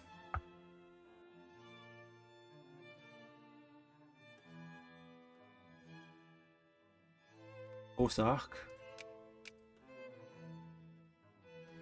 Richelieu.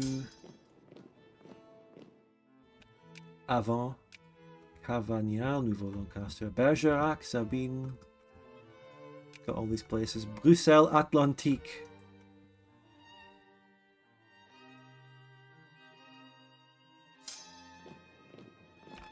What's better, real Brussels or the Atlantic Brussels?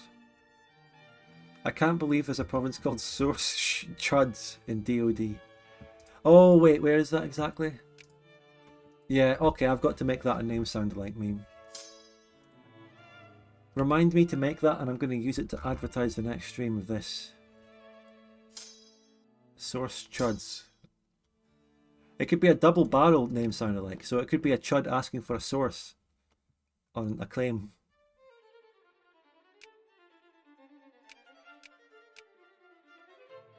Wait, am I winning this battle? Hello? They got a big roll. Bonsoir, Bive. And follow up.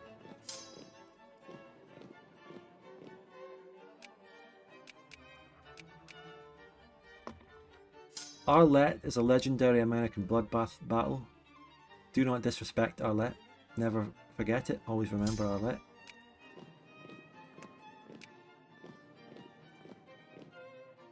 A 90s woman type of name. Okay.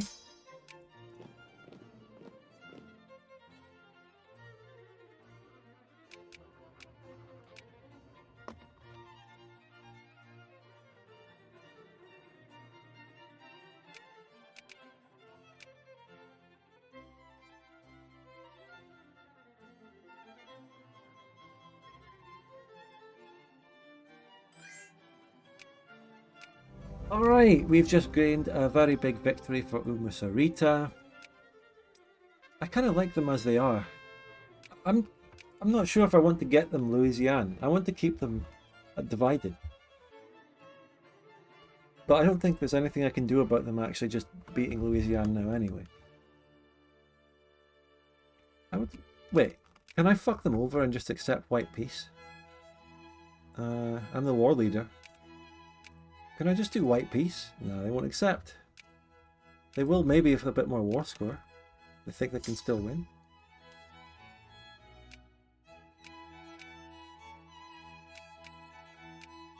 I want to divide and conquer a bit. I want to leave Louisiana independent if I can. But I'm not going to consul command it or anything. I'm just going to see if we can do it within the normal mechanics. By giving them a white peace.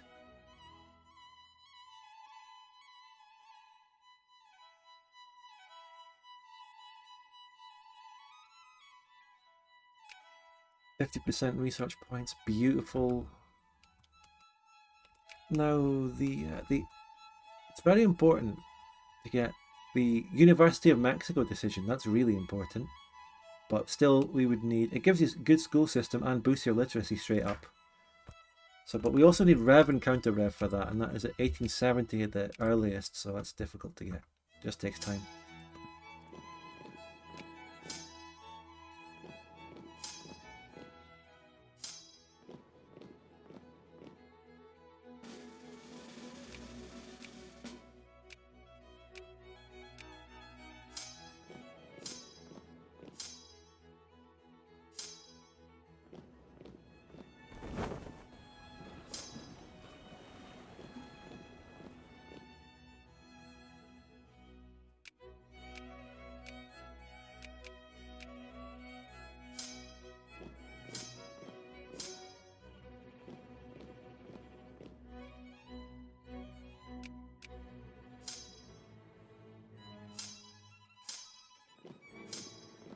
Right, will they accept white peace? Will they accept it?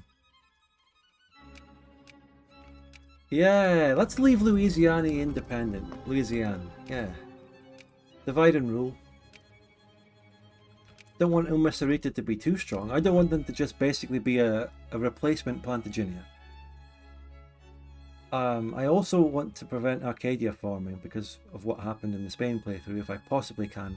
Also, I'm going way over my 4% clergy. Why didn't no one tell me? Let's get soldiers in the capital. No one reminded me. 3.7 there. Jalisco. Yeah. And then we can go Bahia, which is only 0.9. Okay.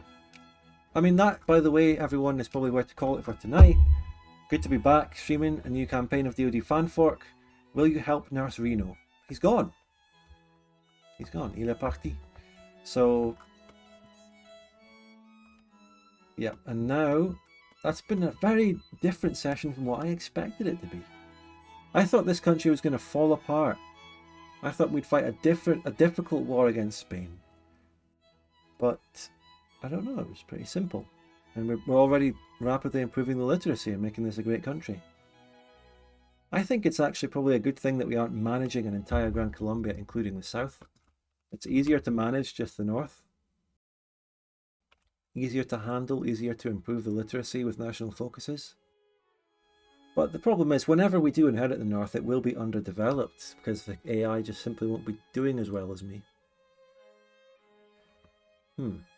Number 8, great power, getting some immigration. Wait, I'm fighting wait. Scandinavia joined this war. Hold on a minute. What? Again, no one in the chat is paying attention. I don't think anyone pointed that out. What's going on? I'm fighting Scandinavia. What? Well, we'll figure that out next session, which will be on Monday, by the way. Monday. Next session will be Monday, everyone. Keep that in mind if you want to tune in live next time.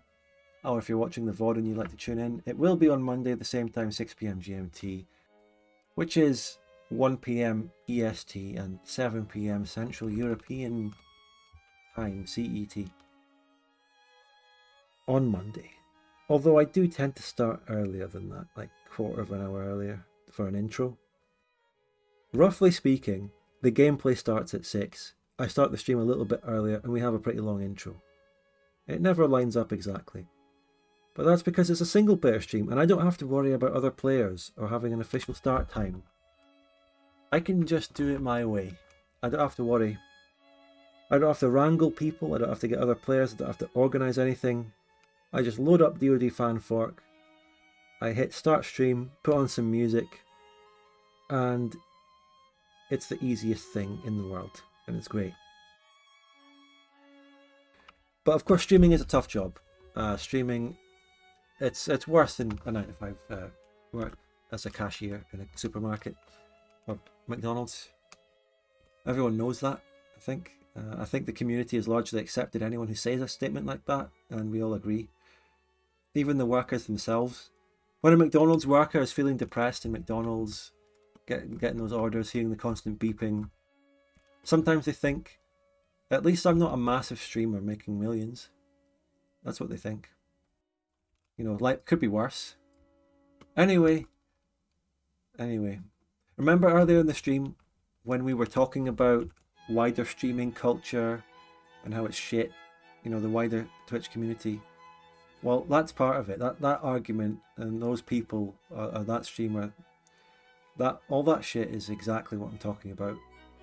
The wider Twitch streaming community and cultures.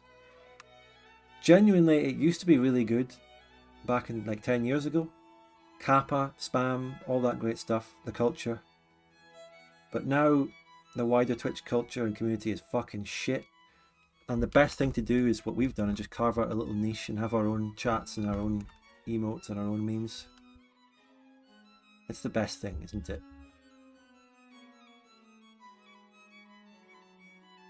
So, thanks everyone for watching. Great stream. Thanks for the donation. Thanks for the modding that was done. And thanks for the subs and gifted subs. And I will be back on Monday as a 27-year-old man. I leave you now as a 26-year-old man. I return to you as a 27-year-old young man on Monday. There's a chance of a stream on Sunday, but very, very unlikely. Definite on Monday though. And thanks for tuning in, Baraki, and everyone else.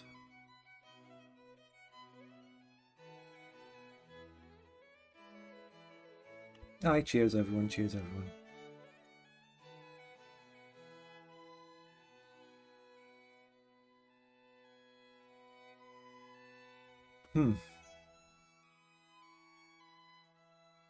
Well, anyway, yep, was a pleasure. Great stream. Do I have my ending shot back?